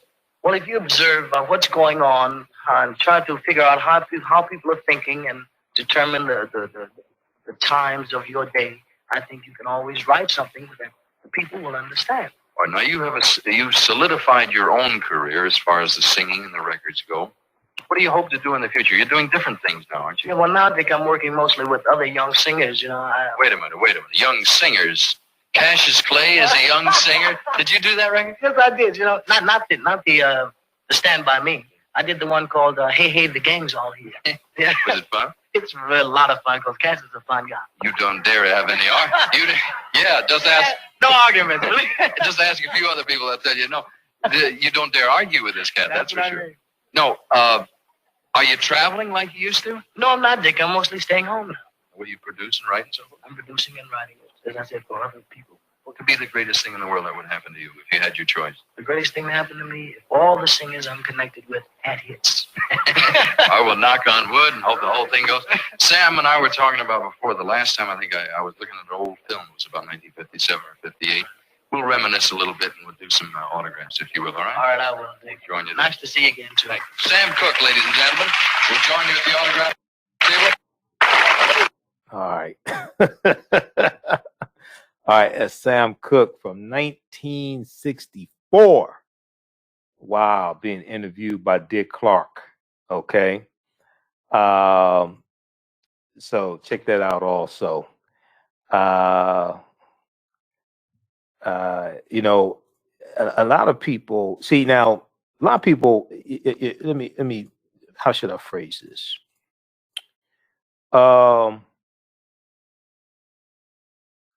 A lot of people would have more friends if they weren't so negative and pessimistic. You know, because those type of people, I don't spend a whole lot of time with them. I have very few people in my inner circle, and I don't have negative, pessimistic people around me. And usually the ones that are negative and pessimistic aren't doing anything positive. They talk a lot, but they ain't doing the damn thing. So I just be cognizant of those people. And if you hang around 4 broke people, you're going to be number 5. Okay. You got to be careful of the people you have around you in your inner circle. And a lot of those negative people always speaking negative. They don't do this. They don't do that. Blah, blah, blah. All that. I don't have time for that. That negative energy saps all of your strength and all that from you. So, you know, you can hang around those people if you want to. Just keep them the hell away from me. Okay, we got that.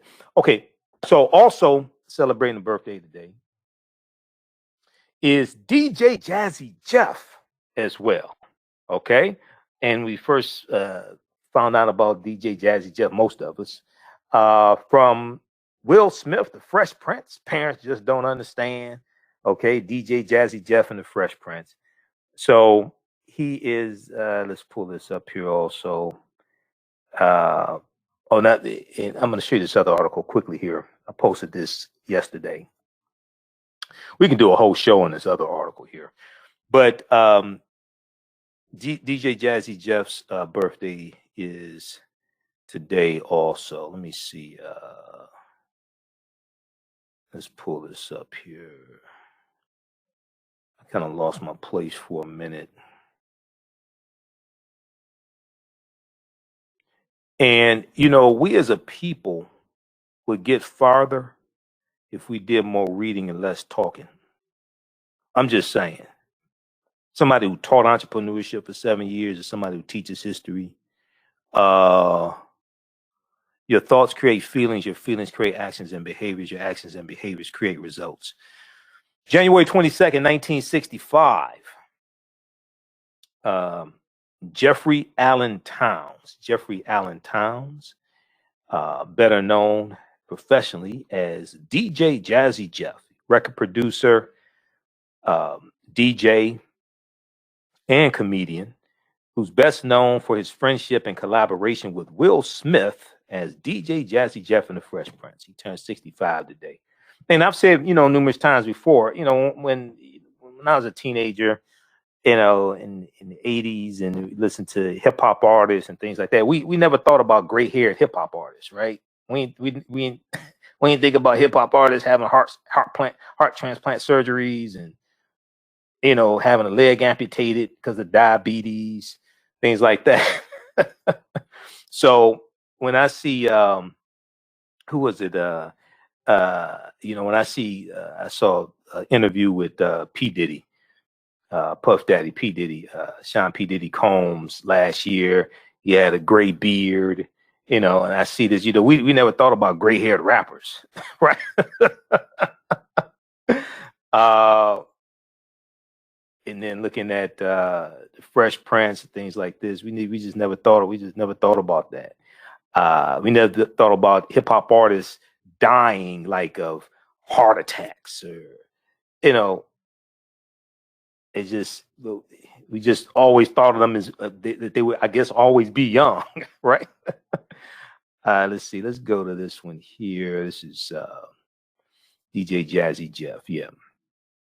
Born January 22nd, 1965. January 22nd, 1965. We know yesterday was the birth date. And this also comes courtesy of the National R&B Music Society. We know yesterday was the birth date of Susan Moons. Is it Susan Moons? That's her last name. Let me see. Pull this up here. Also, Jam Master Jay of Run DMC, January 21st, 1965. Okay, that was his birthday yesterday. Jason W. Mizzle. Okay, Jam Master Jay. I'm the king of rock, there is none higher. Sucker MC, you should call me sire. To burn my kingdom, you must use fire. I won't stop rocking till I retire.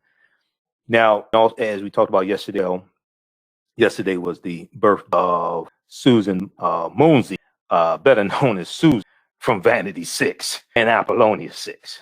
Happy birthday, wherever you are. I heard on Instagram. It was an Instagram yesterday. I follow on. Okay. All right. I don't know. I had Vanity 6 girls on 33 and a P. I don't know where it is. I don't. It's probably collector's edition. Bunch of albums. Wham, Make It Big, Tears. I don't know where my albums. They may be in a closet somewhere. But once again, happy birthday for the hell of it. Once again, happy birthday to Susan from Vanity 6 and Apollonia 6.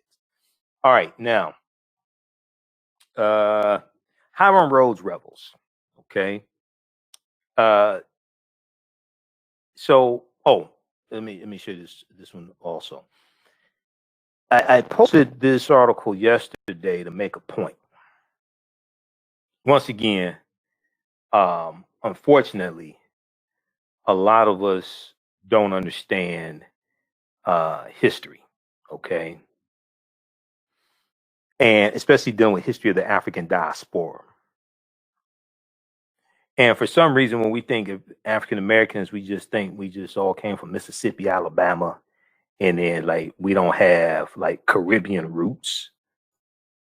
You know, it's just amazing. So let's look at this article here. I'm going to show you this post that I did yesterday on Facebook, and then quickly this article. Then we get to Hiram Rhodes Revels.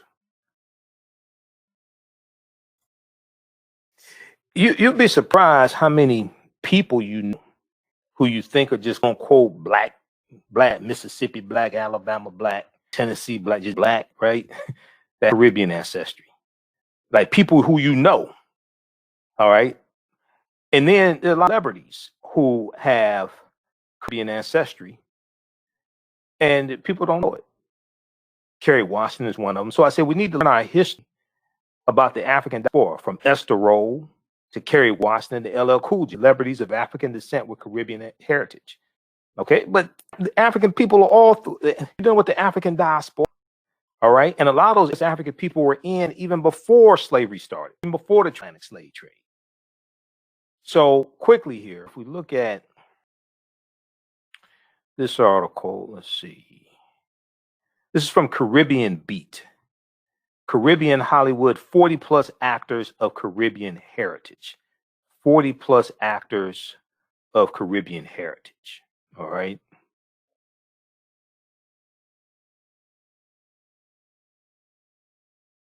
We know people like Harry Belafonte, Sidney Poitier. We know that. We know Minister Farrakhan. Right? We know, most people know about that. Okay. Rita Moreno, Esther Rolle, Florida Evans from Good Times. Her parents were Bahamian. Mad Sinclair, King Jamaica. Okay. We Jeffrey Holder, the 7-Up, and Jeffrey Holder and Boomerang, right? Bald-headed guy used to be 7-Up commercials. We know he's Caribbean. Okay, from the Caribbean. Oh, speaking of Caribbean, yesterday Billy Ocean's birthday. I posted about it when was going on yesterday. I forgot to give a shout out to Billy Ocean also. Talk about Caribbean Queen. She's by me, painted on jeans. Right? Talk about Caribbean. Okay. Billy Ocean. Let's see here. So Kerry Washington. All right. She is Jamaican, mother's Jamaican, American father. CCH Pounder, Guyana. Okay, born in Guyana on Christmas Day, 1962. As Benicio del Toro. Lorraine Toussaint, Trinidad, born in Trinidad and Tobago in 1960. Naomi Harris, born to a Jamaican mother and Trinidadian father. Derek Luke, born in the U.S. to a Guyanese father, American mother. Also, Issa Rae. Everybody, a lot of women like the TV show Insecure. Issa Rae, her parents are from Sierra Leone. She has Sierra Leone ancestry.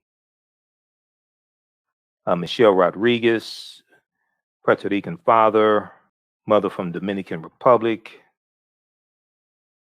Okay, Dual Hill, who's Sean Patrick Thomas, born in the U.S. to Guyanese parents.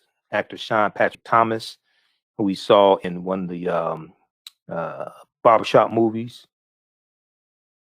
Letitia Wright, Black Panther. Okay, Guyana, 1993, migrating to the UK at age 7. Winston Duke, born in Tobago, 1986, also in Black Panther. Singer Heather Headley. Okay, singer Heather Headley. And I always get Heather Headley and Vivian Green mixed up. They're both beautiful sisters. I always get them mixed up. They always sing crazy songs about relationship, emotional roller coaster, stuff like that. I always say, if you pull up to your girlfriend's house or apartment or whatever, She's playing emotional roller coaster and keep driving. But born in Trinidad in 1974, migrated to Indiana when she was 15, Heather Headley. And let's see how we on time. All right, we're gonna wrap this up. Oh, we all know Cheryl Lee Ralph. Okay, Jamaican. We know she was first in a piece of the action with Sidney Poitier and James Earl Jones and Bill Cosby. All right, that's when she first started. That was her first acting job. And then we know her from Moesha as well. She's Jamaican. Okay. Then Tatiana Ali, Fresh Prince of Bel-Air. Her father's Trinidadian, her mother's Panamanian. So these a lot of people. I'm doing this for a reason. Because a lot of us really don't understand history in the African diaspora. And African people all throughout the Caribbean, African people all around the world, but especially throughout the Caribbean. I'm doing this for a reason. Okay?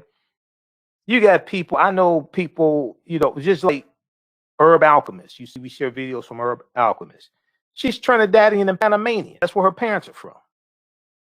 So, it's like black and being African descent is more just because your family is just from Alabama, Tennessee. And that's like, in your mind, that's just what black is much broader than that. It's much more diverse than that. We have to have a better understanding of history and understand and have a Pan-African view of history in the world.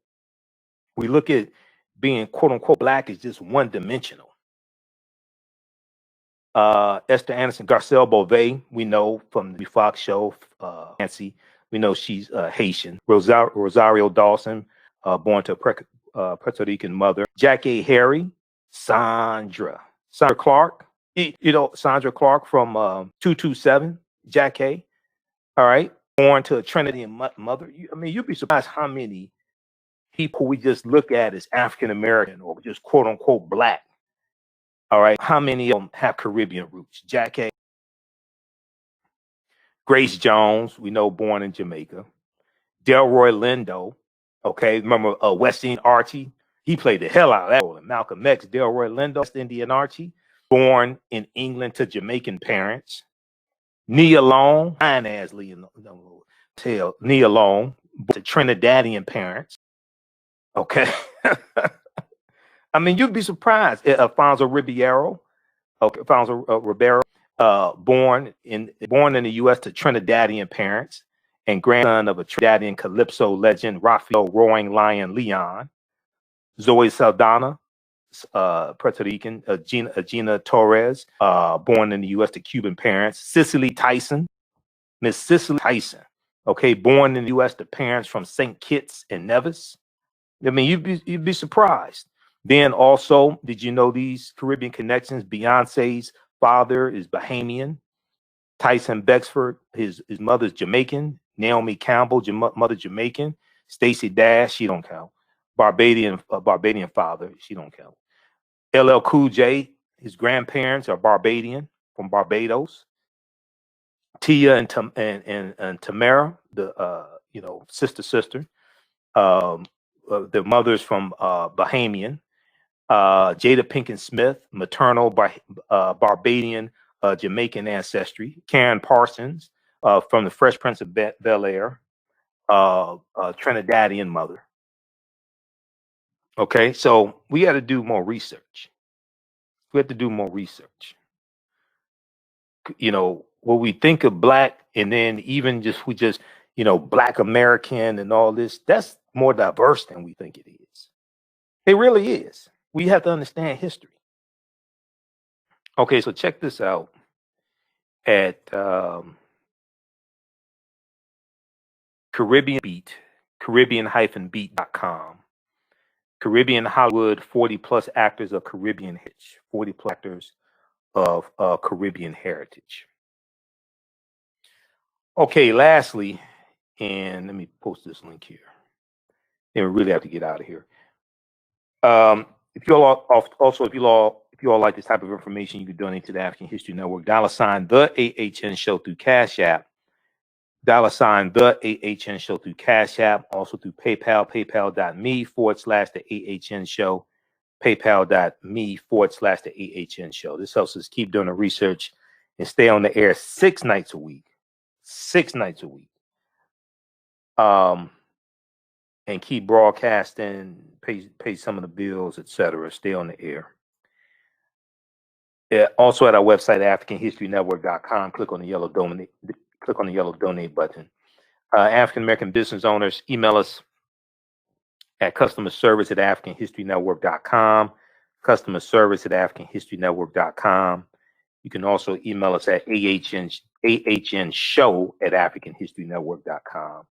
AHNShow@AfricanHistoryNetwork.com. Because some of the emails we send from customer service at AfricanHistoryNetwork.com, it goes to people's spam folders, and it takes them like a week to find it, the email, something like that. So you can email us also at AHNShow@AfricanHistoryNetwork.com. We'll let you know how you can advertise with the African History Network. We create a video commercial. It re-airs when we rebroadcast these shows throughout the day on our social media platforms. We have a special promotion: buy 1 month, get 1 month free. You'll get about 200 commercials airing in a month on our social media platforms. Email us today. We'll get you up and running. AHNShow@AfricanHistoryNetwork.com. All right, let's look at this last story here. So Equal Justice Initiative, EJI.org, Brian Stevenson's organization. You know, we share articles from them dealing with this date in history. So they have a article here dealing with Hiram Rhodes Revels. Hiram Rhodes Revels, and I talk about him periodically. I talked about him a lot in 2020. Hiram Rhodes Revels was the first African American U.S. senator. Okay, this was in 1870. He was a U.S. senator from Mississippi. And once again, all this ties into history. It deals with not just the legacy of slavery, but Reconstruction, etc. And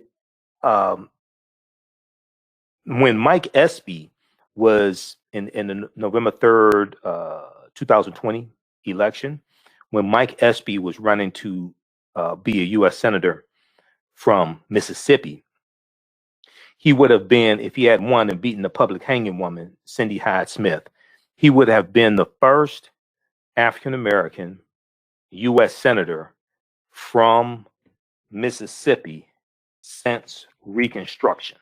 Okay, since Hiram Rhodes Revels, who became a U.S. senator in 1870. Check this piece out from EJI.org. Equal Justice Initiative. White officials attempt to nullify election of first black senator. White officials attempt to nullify election of first black senator. And this is about Hiram Rhodes Revels. Okay. And I talked about him in 2020 because 2020 was the sesquicentennial or 150th anniversary of the 15th Amendment of 1870. And the 15th Amendment guaranteed the right to vote for African-American men, okay, not women at the time. This is during Reconstruction, after the Civil War. And it was February 3rd, 1870 that the 15th Amendment was adopted, okay? Now, History.com, which is the official website of the History Channel, they have a really good article.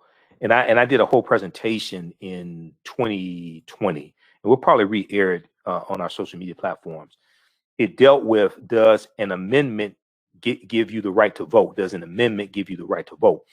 And it deals with the U.S. Constitution. So once again, as we talked about as yesterday's show and the day before and the day before and the day before, I talk about read the U.S. Constitution, go to archives.gov or librarycongress.gov, read the U.S. Constitution. We'll probably talk about this some more on our Sunday show. Then the study that they talked about on CBS this morning, and the article they have from January 19th 2021 that dealt with how most Americans don't know what's in the U.S. Constitution. Most Americans don't know what's in the U.S. Constitution. Well, all this ties into law, and your understanding of the U.S. Constitution also ties into who you vote for, policies you support, or if you vote at all. All right. And politics is the legal distribution of scarce wealth, power, and resources, and the writing of laws, statutes, ordinances, amendments, and treaties, their adoption, interpretation, and enforcement. All this is tied together, and it's tied to history. His movements take place. Movements take place to address conditions. Conditions are shaped by policies and laws. Politics is the legal distribution of scarce wealth, power, and resources, and the writing of laws, statutes, ordinances, amendments, and treaties, their adoption, interpretation, and enforcement. Laws are put in place that come out of movements to address conditions. Then the laws that are put in place spark another movement to either reverse that law or take it even further, which then causes another movement, and then you have a cycle. Okay, slavery. From slavery, you have before the Civil War, abolitionist movement. You have even before the Underground Railroad, which starts about 1830. You have a Southern Underground Railroad where abolitionists are helping enslaved Africans escape into Texas when Texas becomes free territory. You have Harriet Beecher Stowe, who writes her book, her novel Uncle Tom's Cabin.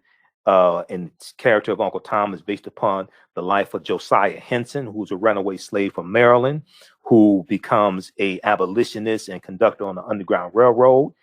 The book Uncle Tom's Cabin really exposes America to the horrors of slavery.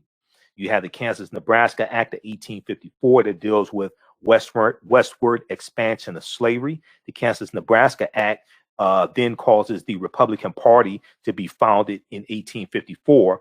The Republican Party is founded by groups of abolitionists as a direct backlash to the Kansas-Nebraska Act. Then in 1860, November 1860, Abraham Lincoln becomes president-elect of the newly formed Republican Party, which was a counter to, at the time, the Democratic Party. December 20th, 1860, South Carolina secedes from the Union because they think Lincoln is going to free the slaves. South Carolina becomes the first state to secede from the Union. In March 4th, 1861, at Lincoln's inaugural address, he states that he has no intention of freeing slaves in territories where slavery exists. This infuriates abolitionists like Frederick Douglass. The next month, April 12, 1861, the Civil War starts. You're going to have a number of other states to secede, southern states to secede from the Union. Okay. Then the Civil War, 1861, 1865. This leads to the 13th, 14th, and 15th Amendments. You have the Reconstruction era, 1865 to 1877. You have the Compromise of 1877, which comes about because of the November 1876 presidential election, where Rutherford B. Hayes and Samuel Tilden, neither one have enough electoral college votes to become president. There's a compromise. The Republicans agreed to remove the Union troops out of the South because the Democrats want the Union troops removed out of the South to really implement Jim Crow laws and really solidify white supremacy. So you understand movements, laws, conditions. Movements addressing conditions that were caused by laws and policies. You see a cycle. Okay, so this is why you have to understand history, laws, policies. The foundation is the U.S. Constitution. Okay, now very quickly because we gotta get the hell out of here. The first black man elected to Congress was nearly blocked from taking his. This is from history.com. History is the official website of the History Channel. Okay, history.com. This is good here. This is about Hiram Rhodes Revels. Okay, Hiram Rhodes Revels. This is during Reconstruction. This is 1870. And he's in Mississippi. All right, now Hiram Rhodes Revels arrived on Capitol Hill. I'm only a bill, sitting here on Capitol Hill. Okay, we need to go back and watch Schoolhouse Rock also, because that taught us something back in the 70s. We at least knew how a bill became a law. All right. We're going to talk some more about the Constitution on our Sunday night show and how most Americans don't know what's in the Constitution. 2/3 of Americans could not name 3 branches of government, the 3 branches of government. 1 out of 5 Americans, or 20%, could not name 1 branch of government. Hiram Rhodes Revels arrived on Capitol Hill to take his seat as the first African-American member of the U.S. Congress in 1870. But first, the Mississippi Republican faced Democrats determined to block him. Now, this is before the party realignment that completed in the mid to late 1960s, that starts with the Lily White movement in 1928, which was the effort by Republicans in 1928 to get Herbert Hoover elected as president. And they appealed to Southern segregationist Democrats in 5 former Confederate states. Okay, this is what starts the shift. And the Lily White movement was a movement to push African Americans out of the Republican Party. You have to understand the sequence, this chronology of history. Okay, to understand the existence of something, as one of my teachers, Professor Kaba Hiawatha Kamene, teaches, to understand the existence of something, you must first understand the pre-existence of existence. Historical events don't happen in a vacuum. They are the culmination of a sequence of historical events. This is why the study I've been talking about the past few nights from the Southern Poverty Law Center is so important. Teaching Hard History American Slavery, Teaching Hard History American Slavery from the Southern Poverty Law Center, which documents how the history of slavery is being incorrectly taught in schools all across the country, and numerous ways to more correctly teach that history. So where society is today, okay, is the result of the trajectory and the chronology of historical events that brought us right to this point today. You have to understand that history to change the conditions and take us into a different direction. All right, let's see here. Okay, so the Constitution, once again, talking about the Constitution requires U.S. senators to hold citizenship for at least 9 years. As they argued, Hiram Rhodes Revels had only recently become a citizen with the Civil Rights Act of 1866 and the 14th Amendment, once again dealing with law. And as I explained to people, civil rights didn't start with Rosa Parks. Civil rights didn't start with Dr. King. Civil rights, it goes back to 1865 and 1866. Before that, before 1866 and the 14th Amendment of 1868, the U.S. Supreme Court had ruled in its 1857 Dred Scott decision that Black people were not U.S. citizens. This technically wasn't actually their main issue with Hiram Rhodes Revels, dealing with the Democrats at the time. This technically was not their main issue with Hiram Rhodes Revels. At the time, the Democrats were the party of white Southern men, and they simply did not want any African-American men in Congress.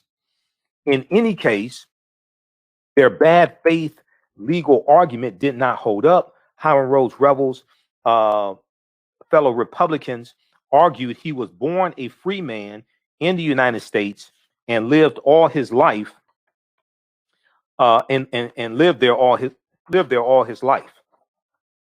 Dred Scott was a bad decision that should have never been made, which the Civil Rights Act and 14th Amendment had sought to redress, the Civil Rights Act of 1866. This is what Republicans argued. The Civil Rights Act of 1866 and the 14th Amendment had sought to redress these issues pertaining to the Dred Scott case of 1857. Just because the law had only recently recognized African-American men's citizenship did not mean he was a quote-unquote new citizen. Quote, Mr. Revels, the colored senator from Mississippi, and let me turn on the screen here. Let me show you this here. Mr. Revels, the colored senator from Mississippi, was sworn in and admitted to his seat this afternoon, reported the New York Times on February 25th, 1870. New York Times is a very old publication, newspaper. Quote, Mr. Revels showed no embarrassment whatever, and his demeanor was as dignified as could be expected under the circumstances. The abuse which had been poured upon him and on his face during the last 2 days might well have shaken the nerves of anyone. Okay. All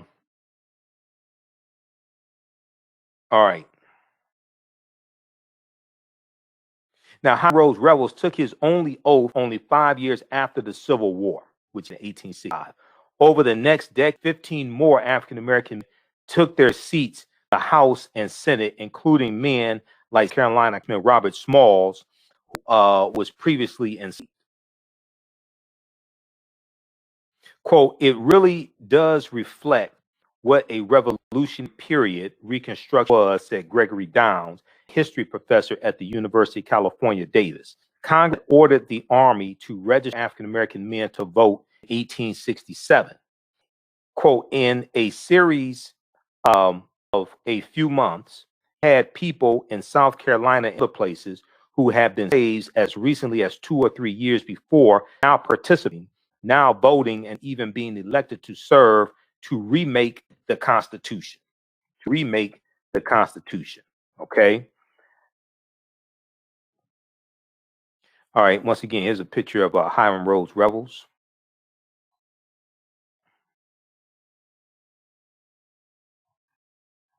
Now, the large population of formerly enslaved people meant that there were many more black voters in the South than the North. And actually, some northern states did not enfranchise African American men until after the southern states did so. African American men elected black representatives and white Republicans locally and at the state level, which led to representation at the federal level. But the people who had objected to Hiram Rhodes Revels joining the Senate were still mad, and it was only a matter of time before backlash struck. In the 1870s, organizations like the White League and the 1870s, like the White League and the Red Shirts began terrorizing and intimidating African American men so they would not vote and participate in government. But of these tactics, quote, the height of statewide black power crest in the middle of the 1870s, end quote, Down says. But what does remain in place from 1880 to the mid 1890s, an enormous amount of black political power centered in the regions where black people are a civil majority, end quote. All right. Okay, check out the rest of this article here. This is from history.com, official website of the History Channel. This is about Hiram Rhodes Revels, the first African-American U.S. senator. The first black man elected was nearly blocked from taking his seat. This is about little.com from August 10th, 2018. All right, look, we have to get out of here. If you like this type of information, also, you can donate to the African History Network, $, the AHN Show through Cash App, $, the AHN Show through Cash App, or through PayPal, paypal.me/the AHN Show. All of our DVD lectures are available at our website, AfricanHistoryNetwork.com, and our digital downloads as well. We have the 8 DVD bundle pack, The Africans Who Were Here Before Columbus, The Africans Who Were Here Before Columbus. And then also,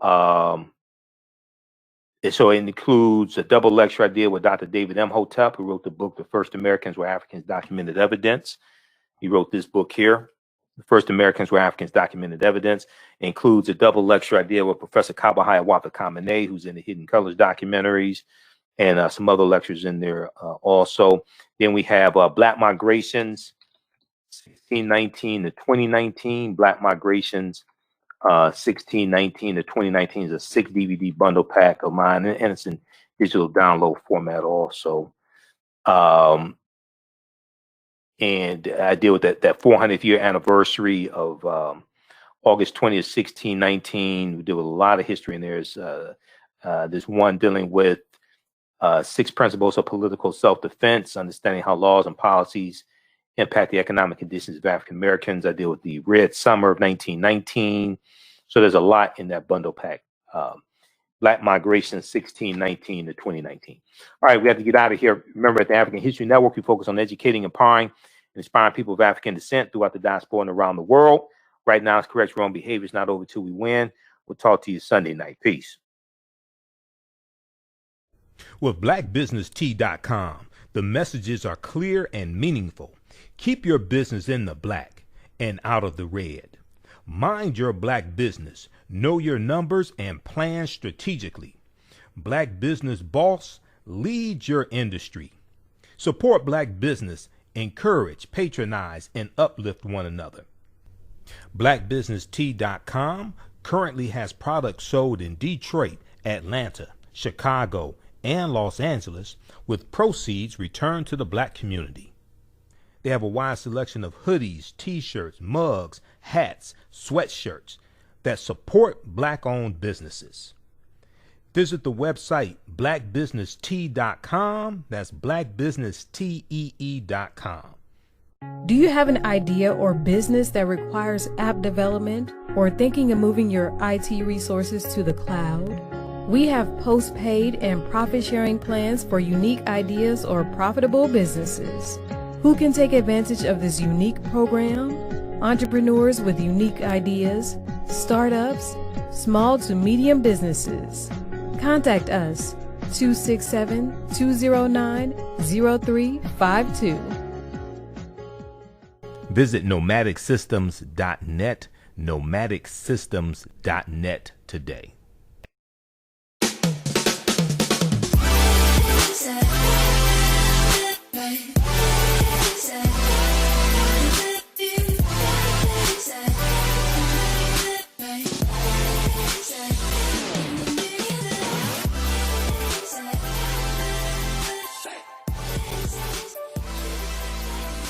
Visit 4glossygirls.com. That's the number 4glossygirls.com, and follow them on Instagram at 4glossygirls. Soul Natural Beauty Products offer organic, plant-based skin and hair care products will rejuvenate skin and naturally grow thickened hair. Their whipped shea butter can heal or restore damaged skin cells to prevent hyperpigmentation and skin breakouts. All products are made with organic plant-based ingredients. Their maximum hair growth oil is fortified with organic herbal extracts and undeniably proves that Mother Nature knows best. It thickens, lengthens, softens, and conditions all types of hair. They even guarantee hair improvement within 90 days or a full refund. Their all-natural 24-hour deodorant leaves the body smelling fresh without sweating for up to 24 hours. It does not stain fabric, goes on smoothly, and has a refreshing lavender and frankincense aroma. It can be used by men, women, and even children. Place your order at soulnaturalbeautyproducts.com. That's soulnaturalbeautyproducts.com, and follow them on Facebook at Soul Natural Product. Intuitive Clothing is an online accessory that sells one signature statement piece for men and women. They also specialize in fashion consultations, closet organization, and decorating small spaces. Are you looking for a statement piece for a special affair, or would you like to add some pieces to your ensemble of accessories? Looking for something different? Contact Cameron, owner and CEO of Intuitive Design Clothing. Visit their website, intuitivedesignClothing.com. That's intuitivedesignClothing.com, and you can email at info@intuitivedesign.com. Intuitive Design Clothing is where every